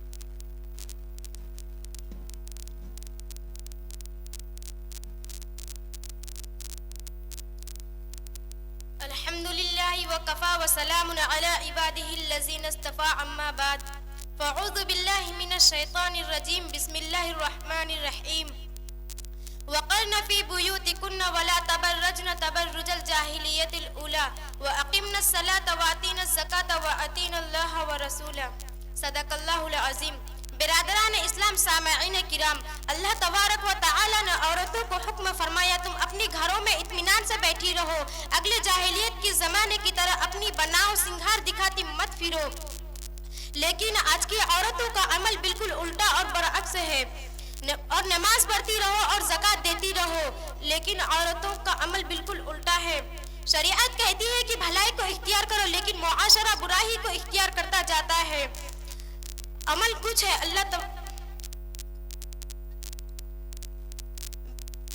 برادران اسلام سامعین اکرام، اللہ تبارک و تعالی نے عورتوں کو حکم فرمایا تم اپنے گھروں میں اطمینان سے بیٹھی رہو اور اگلے جاہلیت کے زمانے کی طرح اپنی بناؤ سنگھار دکھاتی مت پھرو، اور نماز پڑھتی رہو اور زکوٰۃ دیتی رہو، اور ہر معاملہ میں اللہ اور اللہ کے رسول جناب محمد صلی اللہ علیہ وسلم کی فرما برداری کرتی رہو.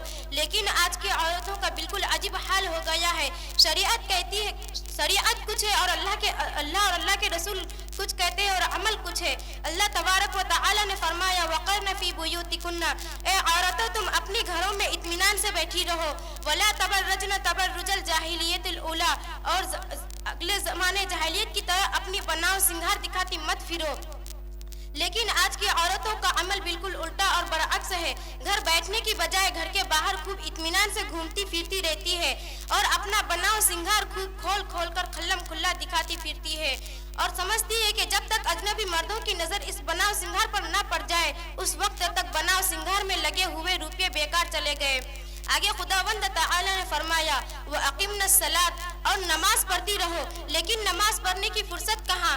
جب بھی دیکھیے محلے کے پاس پڑوس کے ہاں میں ہاں ملانے والی 10-5 عورتیں مجلس بنا کر بیٹھ گئی اور اس کی غیبت شروع کر دی. اللہ اور اللہ کے رسول کو زمانے کو کوسنا شروع کر دیا، شوہر کی برائیوں کو بیان کرنا شروع کر دیا. تو پھر نماز پڑھنے کی فرصت کب اور کیسے ملے؟ شریعت زندگی کے ہر موڑ پر بھلائی چاہتی ہے، لیکن عمل و کردار تو یہ بتلا رہا ہے کہ خیر و بھلائی تو پسند ہی نہیں. آگے فرمایا وَآتِينَا الزَّكَاةَ، اور زکوٰۃ دیتی رہو. لیکن اس میں بھی عمل شریعت کے خلاف ہے. بلکہ اس زمانے کی عورتوں کو تو زیورات سے، سونے سے، چاندی سے، روپے پیسے سے اتنی محبت ہو گئی ہے کہ اکثر عورتوں پر زکوٰۃ واجب ہوتی ہے لیکن وہ زکوٰۃ ادا نہیں کرتی. غور کرتے جائیے، معلوم ہوتا جائے گا کہ شریعت کے ہر کاموں میں عمل بالکل الٹا ہے. شریعت کہتی ہے کہ بھلائی کو اختیار کرو، لیکن معاشرہ برائی کو اختیار کرتا جا رہا ہے. شریعت جس کام سے منع کرتی ہے اسی کو کیا جاتا ہے. آگے خداوند قدوس نے فرمایا وَأَطِيعْنَا اللَّهَ وَرَسُولَهُ، اور اے عورتوں تم ہر معاملہ میں اللہ اور اللہ کے رسول جناب محمد صلی اللہ علیہ وسلم کی فرما برداری کرتی رہو. محترم سامعین اکرام، مذکورہ بالا آیت سے دو باتیں واضح طور پر معلوم ہوتی ہے. ایک تو یہ کہ عورتوں کے لیے کام کرنے کا اصل میدان گھر ہے، نہ کہ گھر کے باہر. اس لیے سخت ضرورت کے بغیر جو اس سے متعلق نہ ہوں ایسے کاموں میں شرکت کے لیے باہر نکلنا، سیر سپاٹے، کھیل کود، پکنک اور دوسری تماشوں میں جانا، اور ناز و اداؤں کے ساتھ مردوں کو اپنا بناؤ سنگھار دکھانے کے لیے نکلنا، یہ سب باتیں ناجائز اور حرام ہیں. جزاک اللہ. یہ لے لو بیٹا، انعام لے لو. بہت خوب، بہت اچھے. دونوں بچیوں نے بے پردگی کی موضوع پر جس بے باکی اور جس خوبصورتی کے ساتھ اپنی تقریر پیش کی ہے، قابل مبارکباد ہیں. اللہ مزید ترقیات سے نوازے اور اللہ ہر بچی کو دین کی داعیہ بنائے.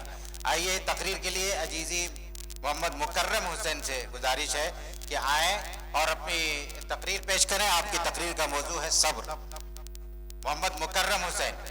محمد شاہ جہاں اسٹیج پر آ جائیں. محمد شاہ جہاں ابن شاہ عالم صاحب.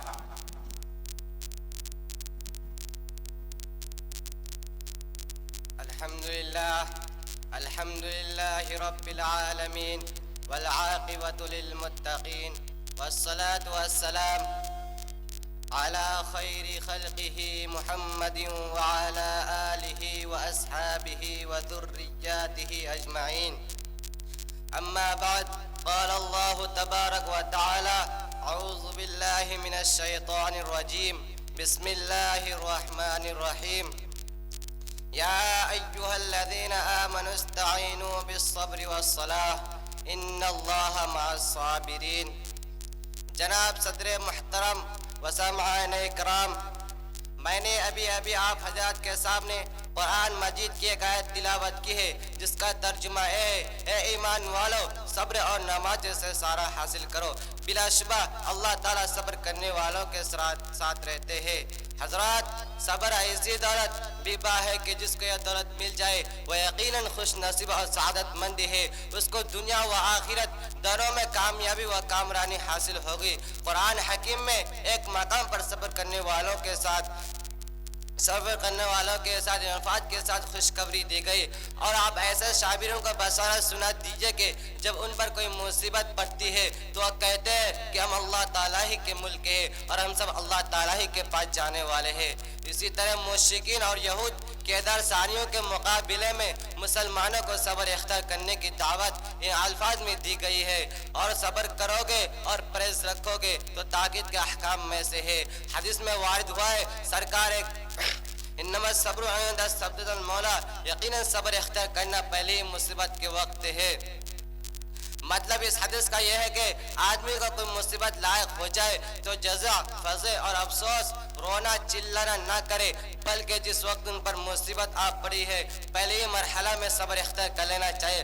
اگر جزع فزع کا بعد صبر کیا عند اللہ کچھ بھی اجر و ثواب نہ ملے گا۔ حدیث میں وارد ہوا ہے، سرکار کائنات رسول عربی صلی اللہ علیہ وسلم نے فرمایا، مومن کا بھی عجیب حال ہے، اس کا سارا کام نیک ہی نیک ہے، اور یہ بات مومن کے سوا کسی کو نصیب نہیں۔ اگر اسے خوشحالی پہنچتی ہے تو خدا کا شکر ادا کرتا ہے، اور اسے بدحالی پیش آتی ہے تو اس پر صبر کرتا ہے۔ وآخر دعوانا الحمدللہ رب العالمین۔ جزاک اللہ، بہت خوب۔ محمد شاہ جہاں اسٹیج پر آ جائیں اور اپنی تقریر پیش کریں۔ آپ کی تقریر کا موضوع ہے تذکرہ موت۔ جنان راہی السلام اسٹیج علیکم پر آ ورحمۃ جائیں۔ اللہ وبرکاتہ۔ نحمده ونصلي على رسوله الكريم، اما بعد فاعوذ بالله من الشيطان الرجيم، بسم الله الرحمن الرحيم، قل ان الموت الذي تفرون منه فانه ملاقيكم ثم تردون الى عالم الغيب والشهادة فينبئكم بما كنتم تعملون۔ وقال النبي صلى الله عليه وسلم، كن في الدنيا كأنك غريب او عابر سبيل۔ پیام مرگ سے اے دل کیوں تیرا دم نکلتا ہے، پیام مرگ سے اے دل کیوں تیرا دم نکلتا ہے، مسافر روز جاتے ہیں راستہ یوں ہی چلتا ہے، مومن کبھی ہوتا نہیں موت سے خائف، ایمان کا ظہر ہے بس اللہ سے ڈرنا، عمل سے زندگی پر غافلوں کا فخر کرنا ہے کہ یہ جینا کوئی جینا ہے کہ جس کے ساتھ مرنا ہے، جگہ جی لگانے کی یہ دنیا نہیں ہے، جگہ جی لگانے کی یہ دنیا نہیں ہے، یہ عبرت کی جا ہے تماشا نہیں ہے، ایک دن مرنا ہے آخر موت ہے، کر لے جو کرنا ہے آخر موت ہے۔ برادران اسلام و محترم حاضرین، موت ہر جاندار کے لیے کیسا بھیانک اور کتنا خطرناک لفظ ہے۔ موت سے ہر شخص بھاگتا ہے، بچہ ہو یا جوان، بوڑھا ہو یا بوڑھی، مرد ہو یا عورت، جھوپڑیوں میں رہنے والا ہو یا کوٹھیوں میں، دیہاتوں کا رہنے والا ہو شہروں کا، مسافر و مقیم، موت کی اس طرح گھوٹ کو کوئی پینا گوارا نہیں کرتا، موت کی آواز کو کوئی سننا نہیں چاہتا، مگر اس کے باوجود ہر ایک کے پاس آتی ہے۔ کبھی تو ماں کی گود میں آتی ہے اور ماں کی آرزو کو خاک میں ملا کر رکھ دیتی ہے، کبھی بھرپور جوانی میں آتی ہے اور ہزاروں کی تمنا میں پانی پھیر دیتی ہے، کبھی بوڑھا پہ بھی آتی ہے، غرض موت ہر ایک کو آتی ہے، بس فرق اتنا ہے کہ آج ان کی تو کل ہماری باری ہے۔ اسی کو اللہ رب العزت نے قرآن کریم میں اس طرح بیان فرمایا، قل ان الموت الذی تفرون منہ فانہ ملاقیکم الآیہ، اے نبی فرما دیجئے کہ جس موت سے تم فرار کرتے ہو وہ تمہیں کہیں نہ کہیں ضرور ملے گی، اور تمہیں اس مالک کی طرف لوٹ جانا ہے جو تمہارے ظاہر و باطن اور اندر و باہر کا علم رکھتا ہے، اور کل قیامت کے دن جہاں اولین آخرین جمع ہوں گے، نفسی نفسی کا عالم ہوگا اور تمہارے اعمال ختم بھی کریں گے۔ اگر تم نے اللہ اور اس کے رسول کے اطاعت و فرما برداری میں زندگی گزاری تو تمہارے نامہ اعمال دائیں ہاتھ میں دیا جائے گا اور فرشتوں سے کہا جائے گا جاؤ اسے لے جاؤ اور جنت میں داخل کر دو، اور یہ پیغام سنا دو کہ کبھی تمہیں موت نہیں آئے گی۔ اگر تم نے خدا اور اس کے رسول کے قانون کو توڑ کر مخلوق خدا کو تکلیف دینے میں زندگی گزاری، اور تم نے حلال کو حلال اور حرام کو حرام نہیں سمجھا تھا، رشوت اور سود سے تم نے اپنی جیب کو بھرا تھا، یتیم اور بیوہ کی دولتوں پر تم نے ڈاکہ زانی کی تھی، تو کل قیامت کے دن ناکامی کا جھنڈا بائیں ہاتھ میں دیا جائے گا اور کہا فرشتوں سے کہا جائے گا جاؤ ان کم وقت کو لے جاؤ اور جہنم میں اون دامو ڈال دو۔ میرے دوستو دنیا میں واخر دعوانا الحمدللہ رب العالمین. جزاک اللہ، بہت اچھے. جنان راہی اسٹیج پر آئیں، اپنی تقریر پیش کریں. آپ کی تقریر کا موضوع ہے ایک اہم دینی فریضہ. عزیزہ عالیہ ناز بنت ناظم اختر اسٹیج پر آ جائیں. الحمدللہ الذي هدانا لهذا وما كنا لنهتدي لولا أن هدانا الله.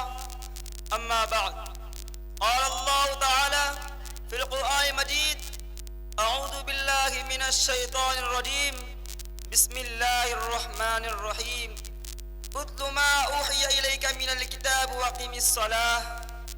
او ایک سجدہ جسے تو گرا سمجھتا ہے، او ایک سجدہ جسے تو گرا سمجھتا ہے، ہزار سجدے سے دیتا ہے عدم و نجات. جناب صدر محترم حاضر جلسہ، آج کی اس محفل میں آپ حضرات کے سامنے کچھ نماز کے متعلق عرض کروں گا جو عبادتوں میں سب سے زیادہ اہم عبادت ہے، جو قرب خداوندی کا سب سے اہم ذریعہ ہے. دعا کرے کہ اللہ تعالیٰ مجھے صحیح کہنے اور ہم سب کو اس پر عمل کرنے کی توفیق عطا فرمائے. آمین. حضرات جب قیامت قائم ہوگی، حشر کا میدان ہوگا، وہاں تمام دنیا کے اولین اور آخر اجتماع ہوگا. ہر شخص عجیب کیف میں مبتلا ہوگا، ہر انسان کی پیشائی انقارد ہوگی، نفسی نفسی کا عالم ہوگا. قرآن نے اس کا نقشہ عجیب انداز سے کھینچا ہے. فرمایا یوم یفر المرء من اخیہ وامہ وابیہ وصاحبتہ وبنیہ لکل امرئ منہم یومئذ شأن یغنیہ. یعنی وہ دن ایسا ہوگا جس دن بھائی بھائی سے جدا ہوگا، بیٹی ماں سے بھاگے گی، باپ بیٹے سے رغبت کرے گا، شوہر بیوی سے رخت تلک ہوگا، بیوی اپنے شوہر سے کوسوں دور بھاگے گی. گھر سے اس دن ہر انسان میں ایک شامی بے نیازی ہوگی، ہر شخص بے چینی گھبراہٹ کا مبتلا ہوگا. حق جل مجدو کی جانب ارشاد ہوگا کہ آج یہاں نہ تمہارے جگہ کام آئے گی، نہ تمہارا محلہ تمہیں بچا سکیں گے، نہ تمہارا دوست و احباب کا دم کبھی بچا سکے گا. آج تو صرف تمہارے اعمال کام آئیں گے، تمہاری دیات و امانت، تمہاری صدقات و حانیت آئی سے تمہیں یوم الجزا سے بچا سکے گی. ارشاد ہوگا اے گھڑی محشر کی ہے تو عرصہ محشر میں ہے، اے گھڑی محشر کی ہے تو عرصہ محشر میں ہے، پیش کا غافل عمل کا کوئی دفتر میں ہے. دوستو ان تمام اعمال میں سے بھی سب سے پہلے نماز سے سوال کیا جائے گا، پوچھا جائے گا ہم نے تمہیں تندرستی و صحت عطا کی تھی، تمہیں اسے نماز کے لیے قائم کیا یا نہیں. روزے محشر کے جا غزاد بود، روزے محشر کے جا غزاد بود، اول پرشس نماز بود. واخر دعوانا الحمدللہ رب العالمین. جزاک اللہ، بہت خوب بہت خوب. انعام عالیہ ناز بنت ناظم اختر، عزیزہ عالیہ ناز بنت ناظم اختر صاحب جو 6 کلاس کی طالبہ ہیں، یہ تقریر پیش کریں گی. ان کی تقریر کا موضوع ہے قبر کی منزل. محمد احتشام ابن امین الدین صاحب اسٹیج پر آ جائیں.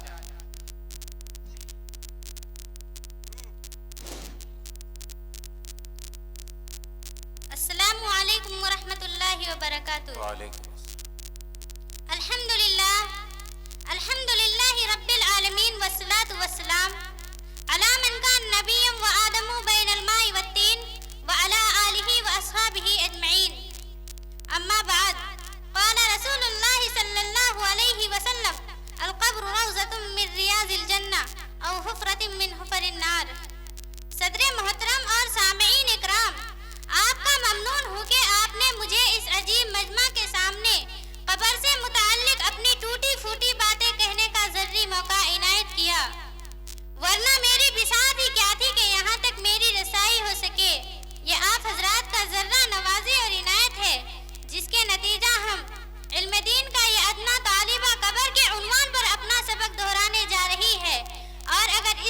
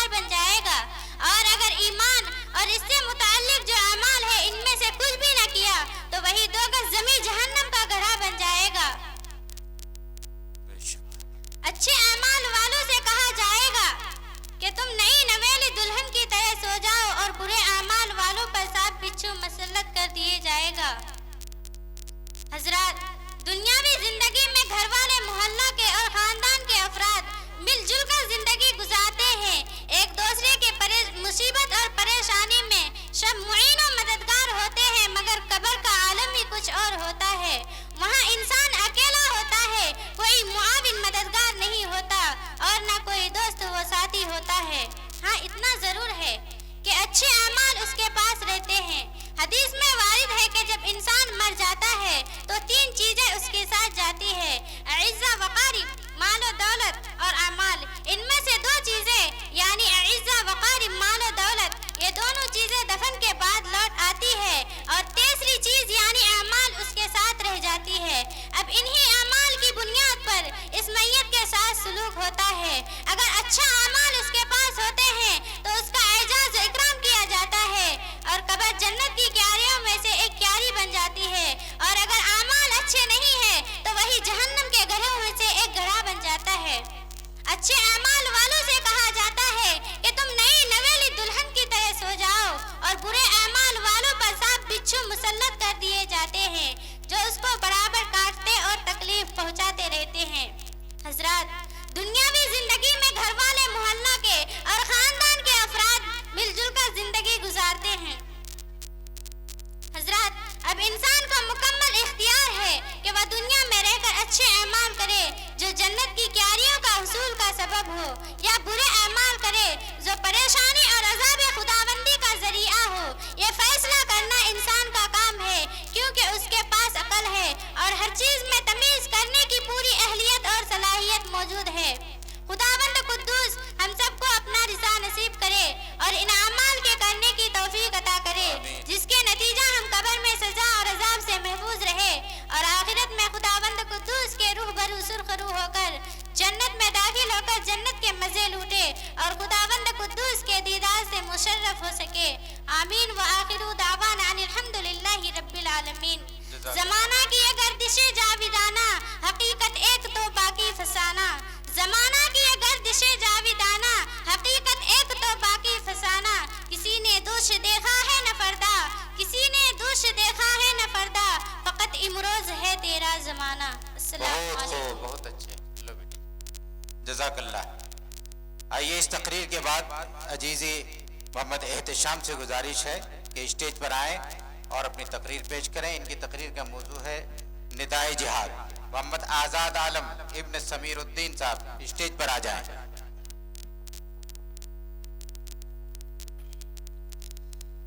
الحمد لله وكفى وسلام على عباده الذين اصطفى. أما بعد، أعوذ بالله من الشيطان الرجيم. بسم الله الرحمن الرحيم. والذين جاهدوا فينا لنهدينهم سبلنا وإن الله لمع المحسنين. وقال في موضع آخر: يا أيها النبي حرض المؤمنين على القتال. وقال النبي صلى الله عليه وسلم: الجهاد ماض إلى يوم القيامة، أو كما قال عليه الصلاة والسلام. صدق اللہ العظیم وصدق رسولہ النبی الکریم. معزز و معقر علماء کرام اور دور دراز سے تشریف فرما مہمانان العظام، السلام علیکم ورحمۃ اللہ وبرکاتہ. آج کے اس مبارک اجلاس میں میرا موضوع سخن ندائے جہاد ہے. اللہ تبارک و تعالیٰ سے دعا کیجئے کہ ہمیں صحیح اور سچی باتیں کہنے کی توفیق عطا فرمائے اور ہم سب کو اس پر عمل کرنے کی توفیق عطا فرمائے. دوستو، اس دنیا فانی میں روز اول ہی سے حق و باطل کی تصادم رہی ہے اور یہ دنیا روز اول ہی سے حق و باطل کا رزم گاہ اور خیر و شر رہا ہے. اور جس زمانے میں اہل باطل نے اہل حق کو چیلنج کیا تو اہل حق نے اہل باطل کے کھوپڑیوں کی بھیجے اڑا دیے ہیں. الغرض، جب بھی کبھی کسی فرعون وقت نے انا ربکم الاعلی کی صدائے بلند کی تو اسی وقت حضرت موسیٰ علیہ السلام کا جلال بھی آیا، اور جب بھی کبھی کسی نمرود زمانے نے الوحید کا دعویٰ کیا تو اسی وقت حضرت ابراہیم خلیل اللہ کچھ شکل بن کر نمودار ہوئے. اور جب ہندوستان کی مقدس دھرتی پر ان انگریزوں کا سایہ پڑا تو اس کی دفاع اور اس کی کمر توڑنے کے لیے ٹیپو سلطان رحمت اللہ علیہ میدان کارزار میں ببر شیر کی طرح کود پڑے. اور جب مغرور و متکبر ظالم مودی کا دور آیا تو اس کا غرور و گھمنڈ خاک میں ملانے کے لیے اسد الدین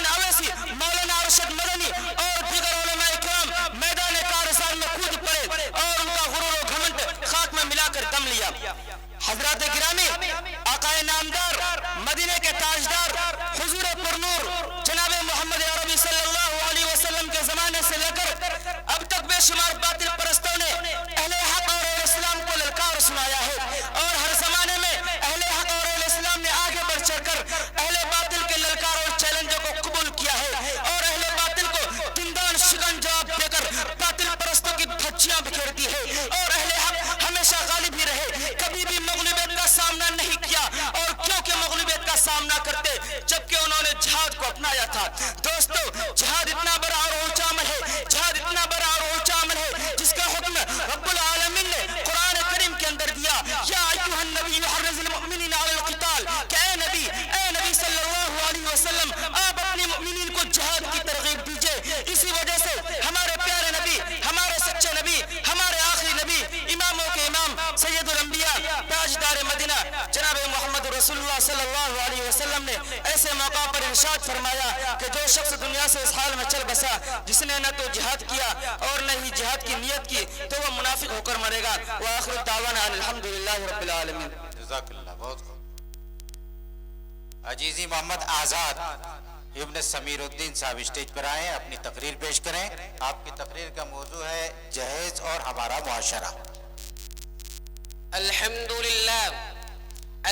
لله وكفى وسلام على عباده الذين اصطفى، أما بعد فقد قال النبي صلى الله عليه وسلم: من تزوج امرأة لعزها لم يزد الله إلا ذلا، ومن تزوجها لمالها لم يزد الله إلا فقرا، إلى آخره، أو كما قال عليه الصلاة والسلام۔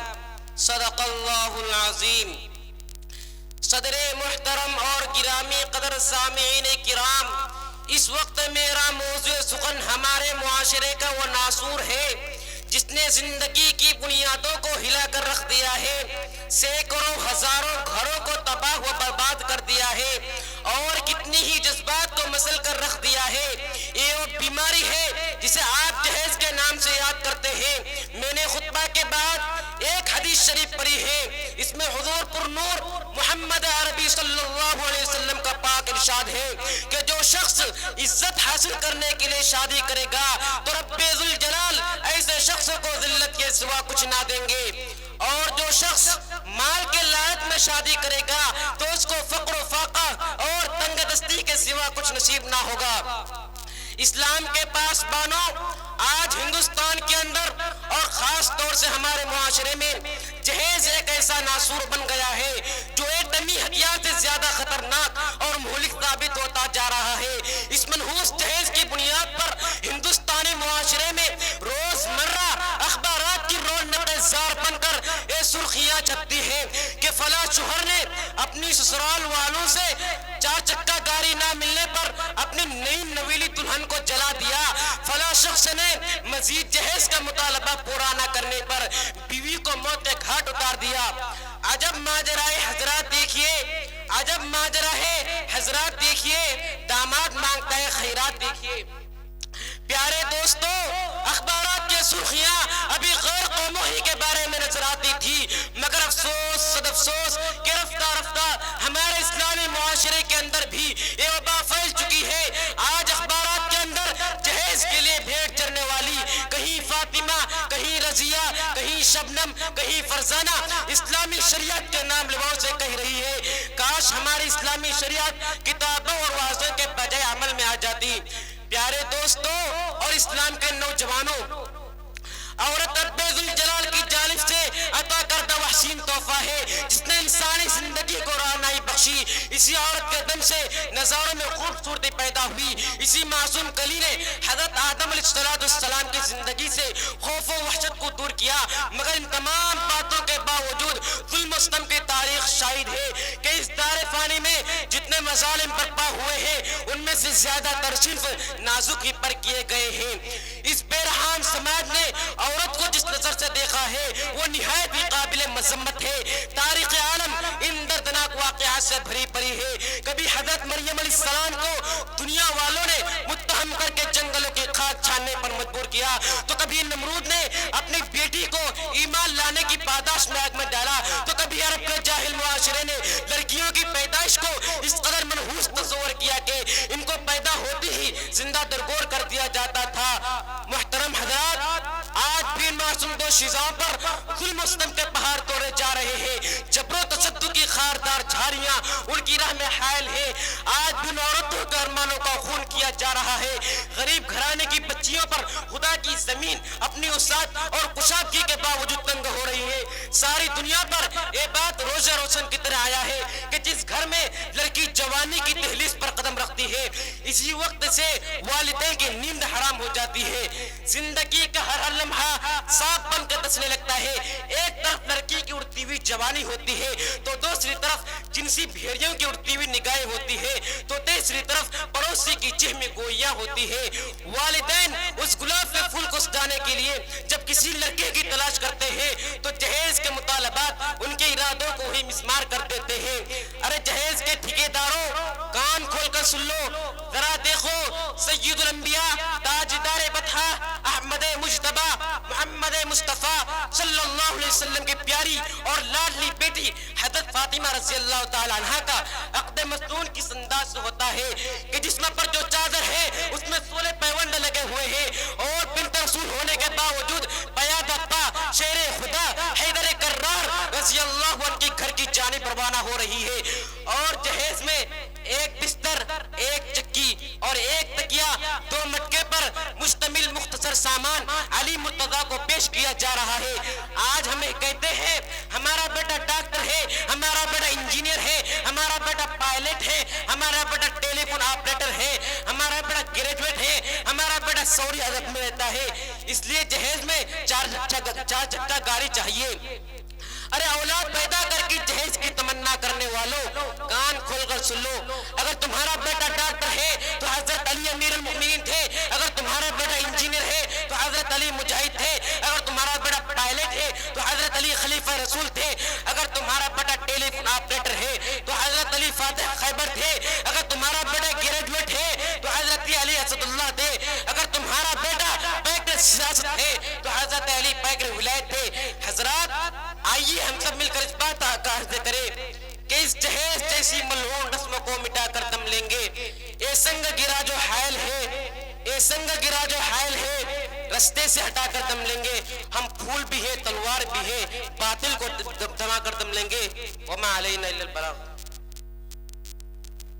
عزیزی راشد سلمہ ابن ابو الحسن صاحب اسٹیج پر آئیں اور اپنی تقریر سے ہم سامعین کو مستفید کریں۔ عزیزی محمد راشد، آپ کی تقریر کا موضوع ہے فتنہ مودودیت۔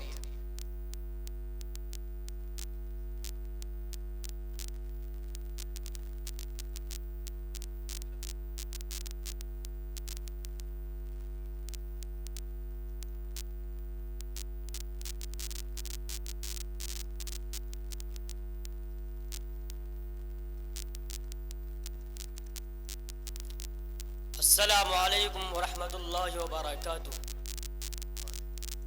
الحمد للہ وحدہ والصلاة والسلام علی من لا نبی بعدہ وعلی آلہ واصحابہ اجمعین، اما بعد، فقد قال اللہ عز وجل فی کلامہ المجید والقرآن الحمید، اعوذ باللہ من الشیطان الرجیم، بسم اللہ الرحمن الرحیم، یا ایہا الذین آمنوا لا تتبعوا خطوات الشیطان ومن يتبع خطوات الشیطان فإنه يأمر بالفحشاء والمنکر، وقال النبی صلی اللہ علیہ وسلم۔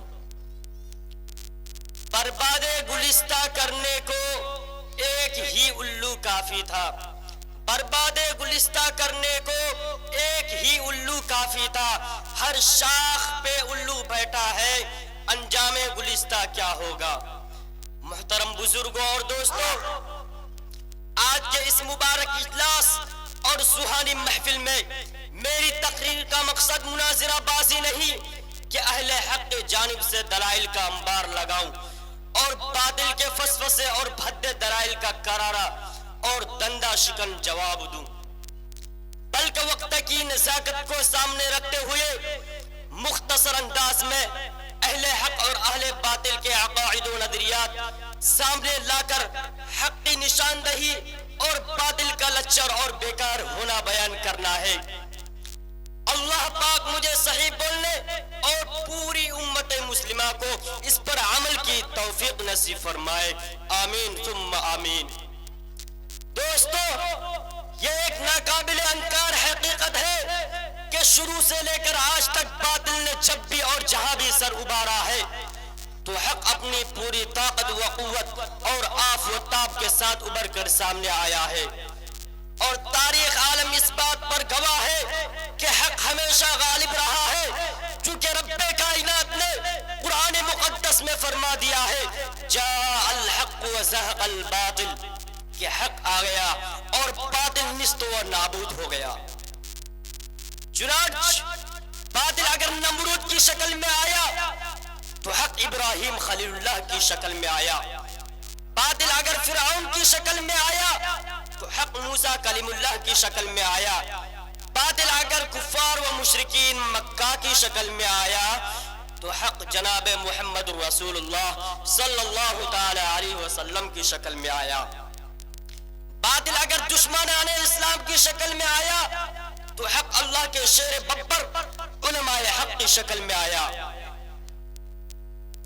دوستو، آج کے دور میں نئے نئے فتنوں کا سیلاب امنڈ رہا ہے، کوئی قرآن کو ناقص بتا کر تحریف قرآن کا قائل ہے تو کوئی حدیث رسول صلی اللہ تعالی علیہ وسلم کے حجت اور دلیل ہونے کا منکر ہے، کسی نے ختم نبوت جیسے مسلم عقیدے کا انکار کر کے نبوت و رسالت کا دعویٰ کیا تو کوئی آپ صلی اللہ تعالی علیہ وسلم کو خدائی اختیارات دے کر مسند کن فی کن پر بٹھایا، تو کسی نے ائمہ اربعہ کی تقلید کو ناجائز اور حرام بتایا، تو کسی نے سرکار دو عالم صلی اللہ تعالی علیہ وسلم کی شان اقدس میں گستاخی کر کے اپنی زبان گندی کی اور قلم کی روشنائی برباد کی۔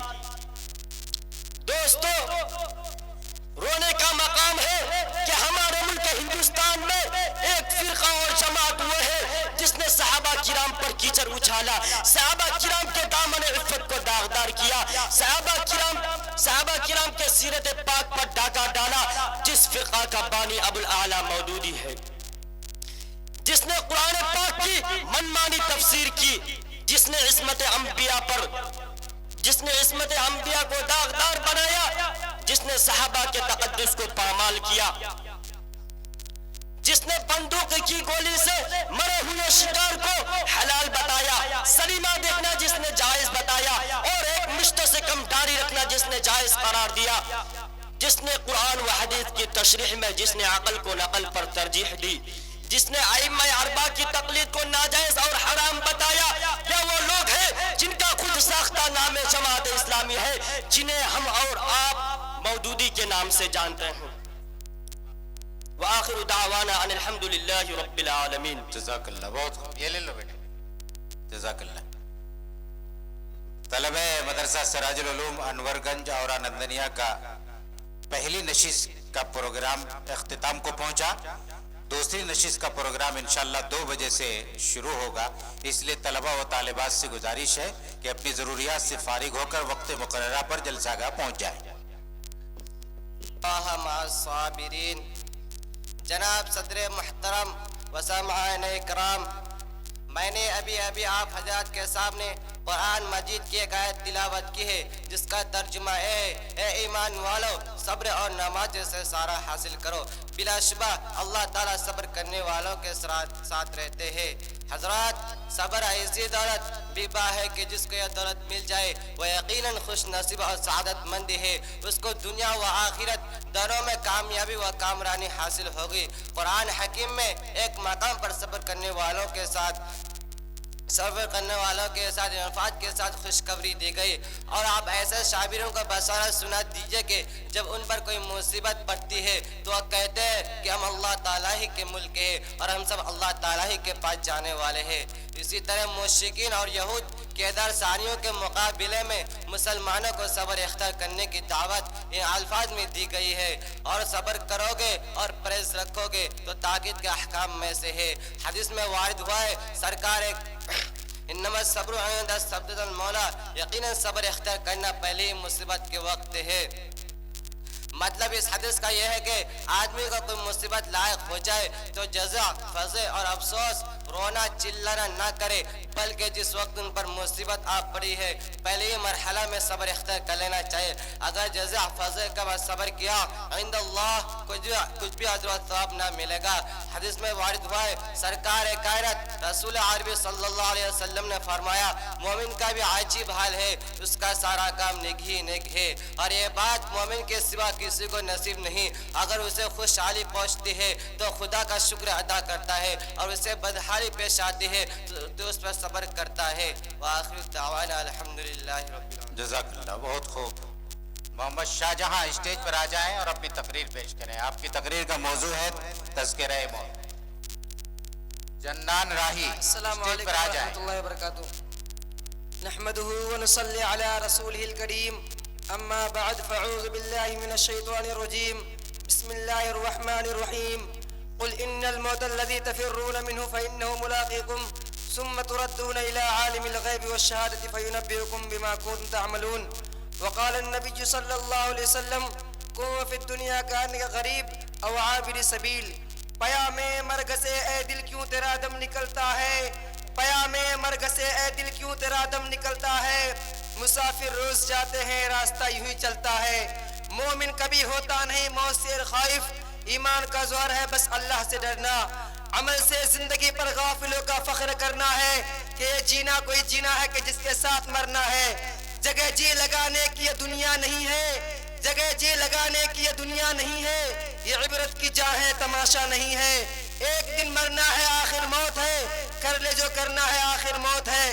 برادران اسلام و محترم حاضرین، موت ہر جاندار کے لیے کیسا بھیانک اور کتنا خطرناک لفظ ہے۔ موت سے ہر شخص بھاگتا ہے، بچہ ہو یا جوان، بوڑھا ہو یا بوڑھی، مرد ہو یا عورت، جھوپڑیوں میں رہنے والا ہو یا کوٹھیوں میں، دیہاتوں کا رہنے والا ہو شہروں کا، مسافر و مقیم، موت کی اس طرح گھوٹ کو کوئی پینا گوارا نہیں کرتا، موت کی آواز کو کوئی سننا نہیں چاہتا، مگر اس کے باوجود ہر ایک کے پاس آتی ہے۔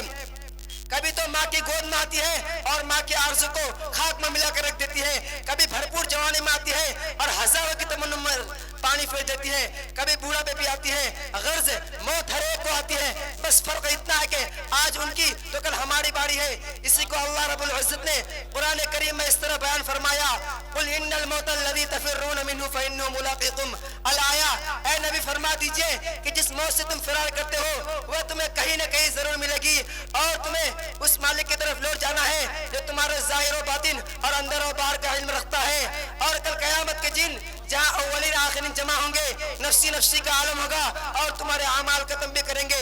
اگر تم نے اللہ اور اس کے رسول کے اطاعت و فرما برداری میں زندگی گزاری تو تمہارے نامہ اعمال دائیں ہاتھ میں دیا جائے گا اور فرشتوں سے کہا جائے گا جاؤ اسے لے جاؤ اور جنت میں داخل کر دو، اور یہ پیغام سنا دو کہ کبھی تمہیں موت نہیں آئے گی۔ اگر تم نے خدا اور اس کے رسول کے قانون کو توڑ کر مخلوق خدا کو تکلیف دینے میں زندگی گزاری، اور تم نے حلال کو حلال اور حرام کو حرام نہیں سمجھاتا، رشوت اور سود سے تم نے اپنی جیب کو بھراتا، یتیم اور بیوہ کی دولتوں پر تم نے ڈاکہ زانی کی تھی، تو کل قیامت کے دن ناکامی کا جھنڈا بائیں ہاتھ میں دیا جائے گا اور کہا فرشتوں سے کہا جائے گا جاؤ ان کم وقت کو لے جاؤ اور جہنم میں اوندامو ڈال دو۔ میرے دوستو، دنیا میں واخر دعوانا الحمدللہ رب العالمین۔ جزاک اللہ، بہت اچھے۔ جنان راہی اسٹیج پر آئیں، اپنی تقریر پیش کریں۔ آپ کی تقریر کا موضوع ہے ایک اہم دینی فریضہ۔ عزیزہ عالیہ ناز بنت ناظم اختر اسٹیج پر آ جائیں۔ الحمد لله الذي هدانا لهذا وما كنا لنهتدي لولا أن هدانا الله، أما بعد. قال الله تعالى في القرآن المجيد: أعوذ بالله من الشيطان الرجيم، بسم الله الرحمن الرحيم. اتل ما أوحي إليك من الكتاب وأقم الصلاة. او ایک سجدہ جسے تو گرا سمجھتا ہے، او ایک سجدہ جسے تو گرا سمجھتا ہے، ہزار سجدے سے دیتا ہے عدم و نجات۔ جناب صدر محترم حاضر جلسہ، آج کی اس محفل میں آپ حضرات کے سامنے کچھ نماز کے متعلق عرض کروں گا جو عبادتوں میں سب سے زیادہ اہم عبادت ہے، جو قرب خداوندی کا سب سے اہم ذریعہ ہے۔ دعا کرے کہ اللہ تعالیٰ مجھے صحیح کہنے اور ہم سب کو اس پر عمل کرنے کی توفیق عطا فرمائے، آمین۔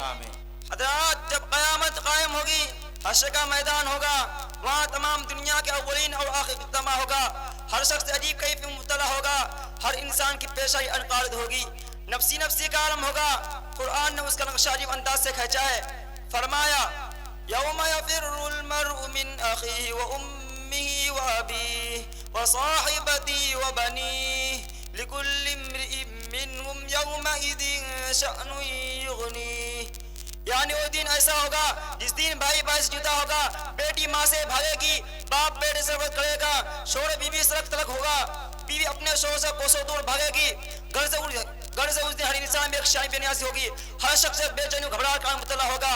حق جل مجدو کی جانب ارشاد ہوگا کہ آج یہاں نہ تمہارے جہاں کام آئے گی، نہ تمہارا محلہ تمہیں بچا سکیں گے، نہ تمہارا دوست و احباب کا جمع کبھی بچا سکے گا۔ آج تو صرف تمہارے اعمال کام آئیں گے، تمہاری دیات و امانت، تمہاری صدقات و حانیت آج سے تمہیں یوم الجزا سے بچا سکے گی۔ ارشاد ہوگا اے گھڑی محشر کی ہے تو ہر صاحب محشر میں ہے، اے گھڑی محشر کی ہے تو ہر صاحب محشر میں ہے، پیش کا غافل عمل کا کوئی دفتر میں ہے۔ دوستو ان تمام اعمال میں سے بھی سب سے پہلے نماز کا سوال کیا جائے گا، پوچھا جائے گا ہم نے تمہیں تندرستی و صحت عطا کی تھی، تمہیں اسے نماز کے لیے قائم کیا یا نہیں؟ روزے محشر کے جا غزاد بود، روزے محشر کے جا غزاد بود، اولین پرشش نماز بود۔ وآخر دعوانا الحمدللہ رب العالمین۔ جزاک اللہ، بہت خوب بہت خوب۔ انعام عالیہ ناز بنت ناظم اختر، عزیزہ عالیہ ناز بنت ناظم اختر صاحب جو 6 کلاس کی طالبہ ہیں، یہ تقریر پیش کریں گی۔ ان کی تقریر کا موضوع ہے قبر کی منزل۔ محمد احتشام ابن امین الدین صاحب اسٹیج پر آ جائیں۔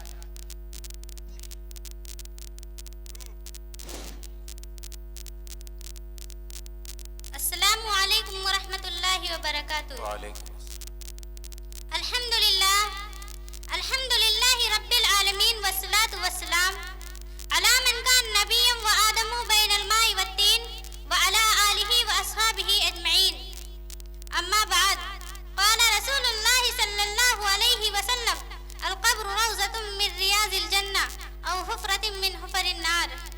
صدر محترم اور سامعین اکرام، آپ کا ممنون ہوں کہ آپ نے مجھے اس عجیب مجمع کے سامنے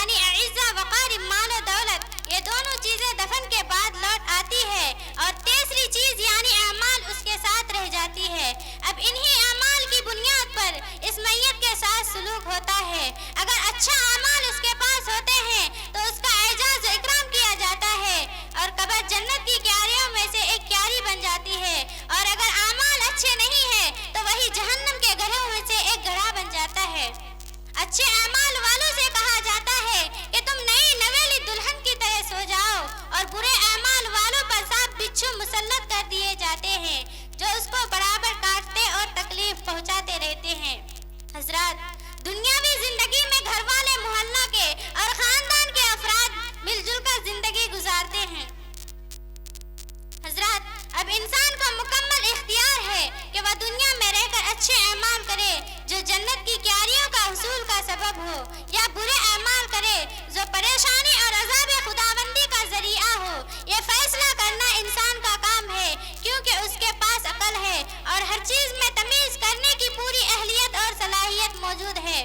خداوند قدوس ہم سب کو اپنا رضا نصیب کرے اور ان اعمال کے کرنے کی توفیق عطا کرے جس کے نتیجہ ہم قبر میں سزا اور عذاب سے محفوظ رہے اور آخرت میں خداوند قدوس کے روح برو سرخ روح ہو کر جنت میں داخل ہو کر جنت کے مزے لوٹے اور خداوند قدوس کے دیدار سے مشرف ہو سکے۔ آمین وآخر دعوانا ان الحمدللہ رب العالمین۔ زمانہ کی یہ گردش جاویدانہ، حقیقت ایک تو باقی فسانہ۔ زمانہ کی یہ گردش جاویدانہ، حقیقت ایک تو باقی فسانہ۔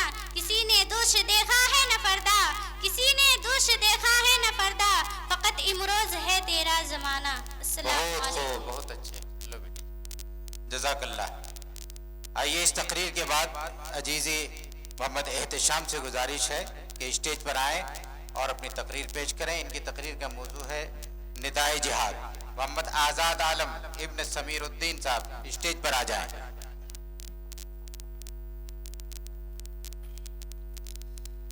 الحمد لله وكفى وسلام على عباده الذين اصطفى أما بعد أعوذ بالله من الشيطان الرجيم بسم الله الرحمن الرحيم والذين جاهدوا فينا لنهدينهم سبلنا وإن الله لمع المحسنين وقال في موضع آخر يا أيها النبي حرز المؤمنين على القتال وقال النبي صلى الله عليه وسلم الجهاد ماض إلى يوم القيامة أو كما قال عليه الصلاة والسلام صدق الله العظيم وصدق رسوله النبي الكريم۔ معزز و معقر علماء اکرام اور دور دراز سے تشریف فرما مہمانان العظام، السلام علیکم ورحمۃ اللہ وبرکاتہ۔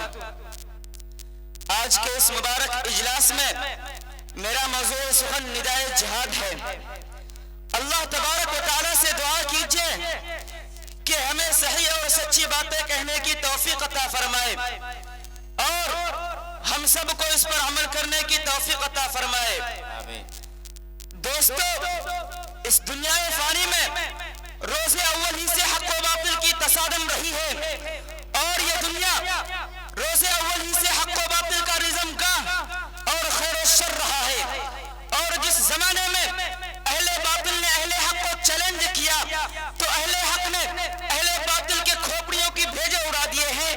الغرض، جب بھی کبھی کسی فرعون وقت نے انا ربکم الاعلی کی صدائے بلند کی تو اسی وقت حضرت موسیٰ علیہ السلام کا جلال بھی آیا، اور جب بھی کبھی کسی نمرود زمانے نے الوحید کا دعویٰ کیا تو اسی وقت حضرت ابراہیم خلیل اللہ خود شکل بن کر نمودار ہوئے، اور جب ہندوستان کی مقدس دھرتی پر ان انگریزوں کا سایہ پڑا تو اس کی دفاع اور اس کی کمر توڑنے کے لیے ٹیپو سلطان رحمت اللہ علیہ میدان کارزار میں گبر شیر کی طرح کود پڑے، اور جب مغرور و متکبر ظالم مودی کا دور آیا تو اس کا غرور و گھمنڈ خاک میں ملانے کے لیے اسد الدین اویسی، مولانا ارشد مدنی اور دیگر علماء اکرام میدان کارزار میں کود پڑے اور ان کا غرور و گھمنڈ خاک میں ملا کر دم لیا۔ حضرات گرامی، آقائے نامدار، مدینے کے تاجدار، حضور پرنور جناب محمد عربی صلی اللہ علیہ وسلم کے زمانے سے لے کر اب تک بے شمار باطل پرستوں نے اہل حق اور اہل اسلام کو للکار سنایا ہے، اور ہر زمانے میں اہل حق اور اہل اسلام نے آگے بڑھ چڑھ کر اہل باطل کے للکار اور چیلنجوں کو قبول کیا ہے، اور اہل باطل کو دندان شکن جواب دے کر باطل پرستوں کی دھچیاں بکھیرتی ہے، اور اہل حق ہمیشہ غالب ہی رہے، کبھی بھی مغلوبیت کا سامنا نہیں کیا، اور کیونکہ مغلوبیت کا سامنا کرتے جبکہ انہوں نے جہاد کو اپنایا تھا۔ دوستو، جہاد اتنا بڑا اور اونچا عمل ہے، جہاد اتنا بڑا اور اونچا عمل ہے جس کا حکم رب العالمین نے قرآن کریم کے اندر دیا، یا ایھا النبی حرض المؤمنین علی القتال، کہ اے نبی صلی اللہ علیہ وسلم، آپ اپنے مؤمنین کو جہاد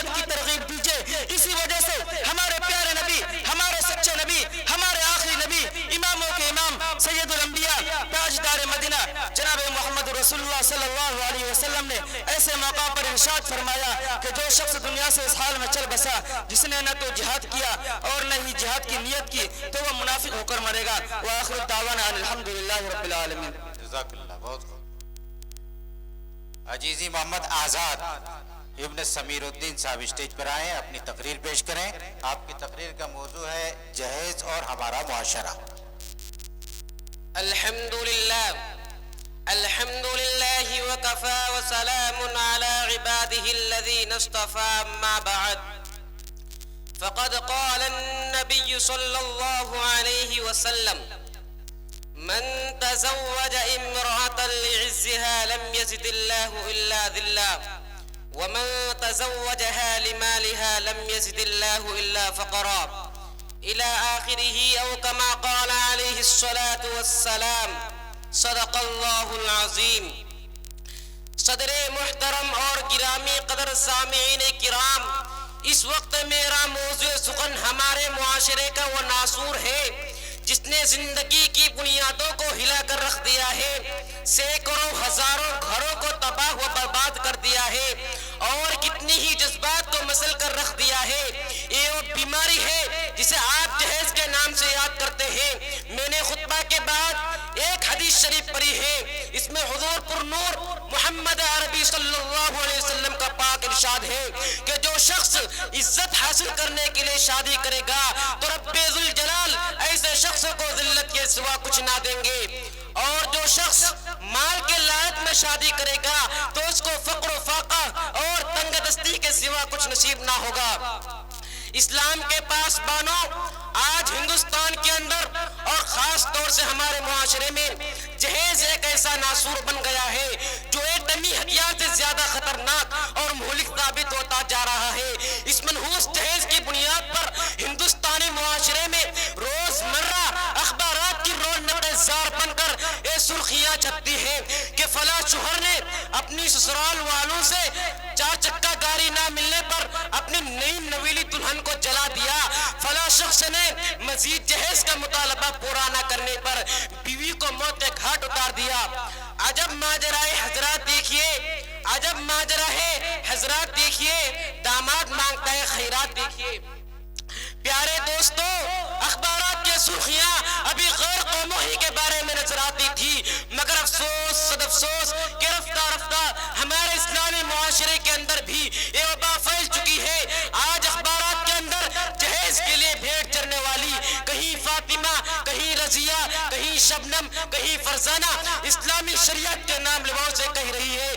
کاش ہماری اسلامی شریعت کتابوں اور واضح کے بجائے عمل میں آ جاتی. پیارے دوستو اور اسلام کے نوجوانوں، عورت رب ذوالجلال کی جانب سے عطا کردہ وحسین تحفہ ہے جس نے انسانی زندگی کو رہنمائی بخشی. اسی عورت کے دم سے نظاروں میں خوبصورتی پیدا ہوئی. اسی معصوم کلی نے حضرت آدم علیہ السلام کی زندگی سے خوف و وحشت کو دور کیا. مگر ان تمام باتوں کے باوجود ظلم و ستم کی تاریخ شاہد ہے کہ اس دار فانی میں جتنے مظالم برپا ہوئے ہیں ان میں سے زیادہ تر صرف نازک ہی پر کیے گئے ہیں.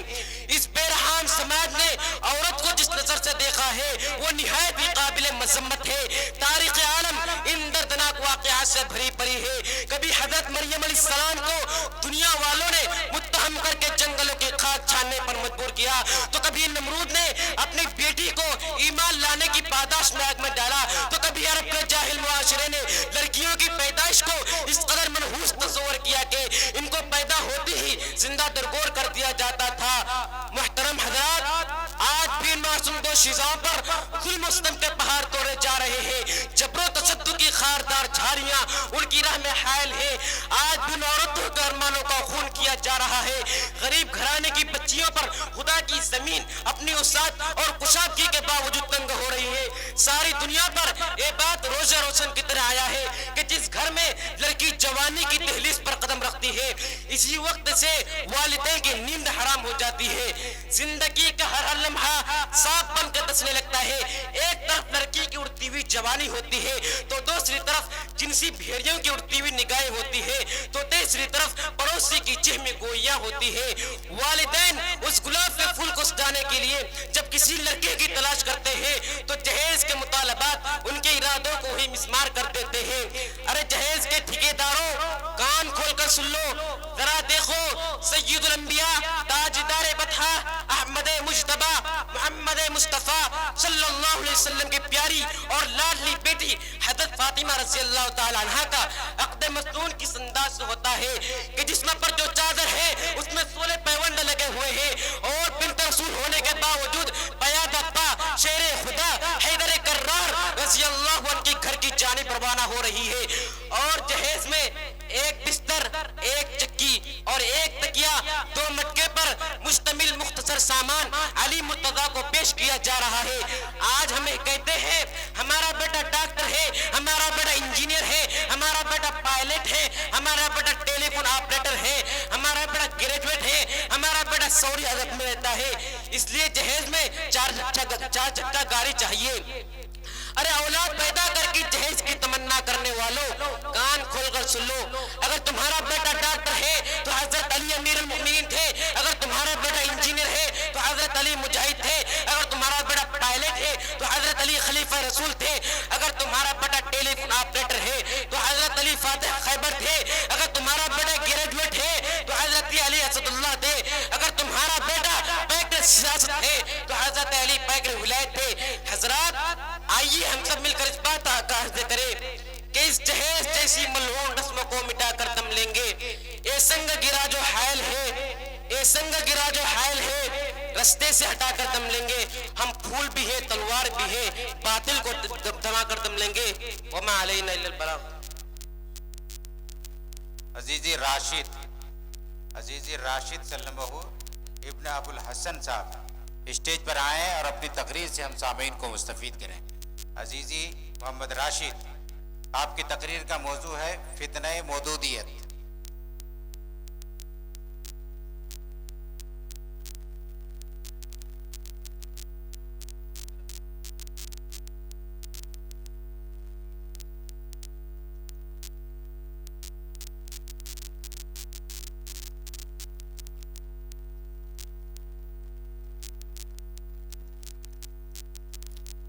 السلام علیکم ورحمۃ اللہ وبرکاتہ۔ الحمد للہ وحدہ والصلاة والسلام علی من لا نبی بعدہ وعلی آلہ واصحابہ اجمعین، اما بعد فقد قال اللہ عز وجل فی کلامہ المجید والقرآن الحمید، اعوذ باللہ من الشیطان الرجیم، بسم اللہ الرحمن الرحیم، یا ایہا الذین آمنوا لا تتبعوا خطوات الشیطان ومن يتبع خطوات الشیطان فإنه يأمر بالفحشاء والمنکر وقال النبی صلی اللہ علیہ وسلم۔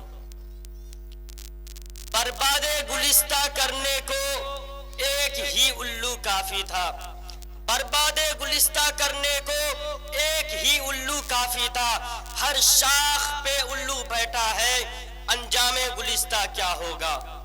محترم بزرگوں اور دوستوں، آج کے اس مبارک اجلاس اور سہانی محفل میں میری تقریر کا مقصد مناظرہ بازی نہیں کہ اہل حق کی جانب سے دلائل کا انبار لگاؤں اور باطل کے فسفسے اور بھدے دلائل کا کرارا اور دندہ شکن جواب دوں، بلکہ وقت کی نزاکت کو سامنے رکھتے ہوئے مختصر انداز میں اہل حق اور اہل باطل کے عقائد و نظریات سامنے لا کر حق کی نشاندہی اور باطل کا لچر اور بیکار ہونا بیان کرنا ہے۔ اللہ پاک مجھے صحیح بولنے اور پوری امت مسلمہ کو اس پر عمل کی توفیق نصیب فرمائے، آمین ثم آمین۔ دوستو، یہ ایک ناقابل انکار حقیقت ہے کہ شروع سے لے کر آج تک باطل نے جب بھی اور جہاں بھی سر ابارا ہے، تو حق اپنی پوری طاقت و قوت اور آف و تاب کے ساتھ ابھر کر سامنے آیا ہے، اور تاریخ عالم اس بات پر گواہ ہے کہ حق ہمیشہ غالب رہا ہے، چونکہ رب کائنات نے قرآن مقدس میں فرما دیا ہے جاء الحق وزهق الباطل، کہ حق آ گیا اور باطل نیست و نابود ہو گیا۔ چنانچہ باطل اگر نمرود کی شکل میں آیا تو حق ابراہیم خلیل اللہ کی شکل میں آیا، باطل اگر فرعون کی شکل میں آیا تو حق موسیٰ کلیم اللہ کی شکل میں آیا، باطل اگر کفار و مشرکین مکہ کی شکل میں آیا تو حق جناب محمد رسول اللہ صلی اللہ تعالی علیہ وسلم کی شکل میں آیا، باطل اگر دشمنان اسلام کی شکل میں آیا تو حق اللہ کے شیر ببر علماء حق کی شکل میں آیا۔ دوستو، آج کے دور میں نئے نئے فتنوں کا سیلاب امنڈ رہا ہے، کوئی قرآن کو ناقص بتا کر تحریف قرآن کا قائل ہے تو کوئی حدیث رسول صلی اللہ تعالی علیہ وسلم کے حجت اور دلیل ہونے کا منکر ہے، کسی نے ختم نبوت جیسے مسلم عقیدے کا انکار کر کے نبوت و رسالت کا دعویٰ کیا تو کوئی آپ صلی اللہ تعالی علیہ وسلم کو خدائی اختیارات دے کر مسند کن فی کن پر بٹھایا، تو کسی نے ائمہ اربعہ کی تقلید کو ناجائز اور حرام بتایا، تو کسی نے سرکار دو عالم صلی اللہ تعالی علیہ وسلم کی شان اقدس میں گستاخی کر کے اپنی زبان گندی کی اور قلم کی روشنائی برباد کی۔ دوستو، رونے کا مقام ہے کہ ہمارے ملک ہندوستان میں ایک فرقہ اور جماعت وہ ہے جس نے صحابہ کرام پر کیچڑ اچھالا، صحابہ کرام کے دامن عفت کو داغدار کیا، صحابہ کرام کے سیرت پاک پر ڈاکہ ڈالا، جس فرقہ کا بانی ابو الاعلی مودودی ہے، جس نے قرآن پاک کی منمانی تفسیر کی، جس نے عصمت انبیاء کو داغدار بنایا، جس نے صحابہ کے تقدس کو پامال کیا، جس نے بندوق کی گولی سے مرے ہوئے شکار کو حلال بتایا، سلیمہ دیکھنا جس نے جائز بتایا، اور ایک مشت سے کم داڑھی رکھنا جس نے جائز قرار دیا، جس نے قرآن و حدیث کی تشریح میں جس نے عقل کو نقل پر ترجیح دی، جس نے ائمہ اربعہ کی تقلید کو ناجائز اور حرام بتایا، یا وہ لوگ ہیں جن کا خود ساختہ نام جماعت اسلامی ہے، جنہیں ہم اور آپ مودودی کے نام سے جانتے ہیں۔ وآخر دعوانا ان الحمدللہ رب العالمین۔ جزاک اللہ، بہت خوب، یہ لے لو بیٹے، جزاک اللہ۔ طلبہ مدرسہ سراج العلوم انور گنج اور نندنیا کا پہلی نشست کا پروگرام اختتام کو پہنچا، دوسری نشست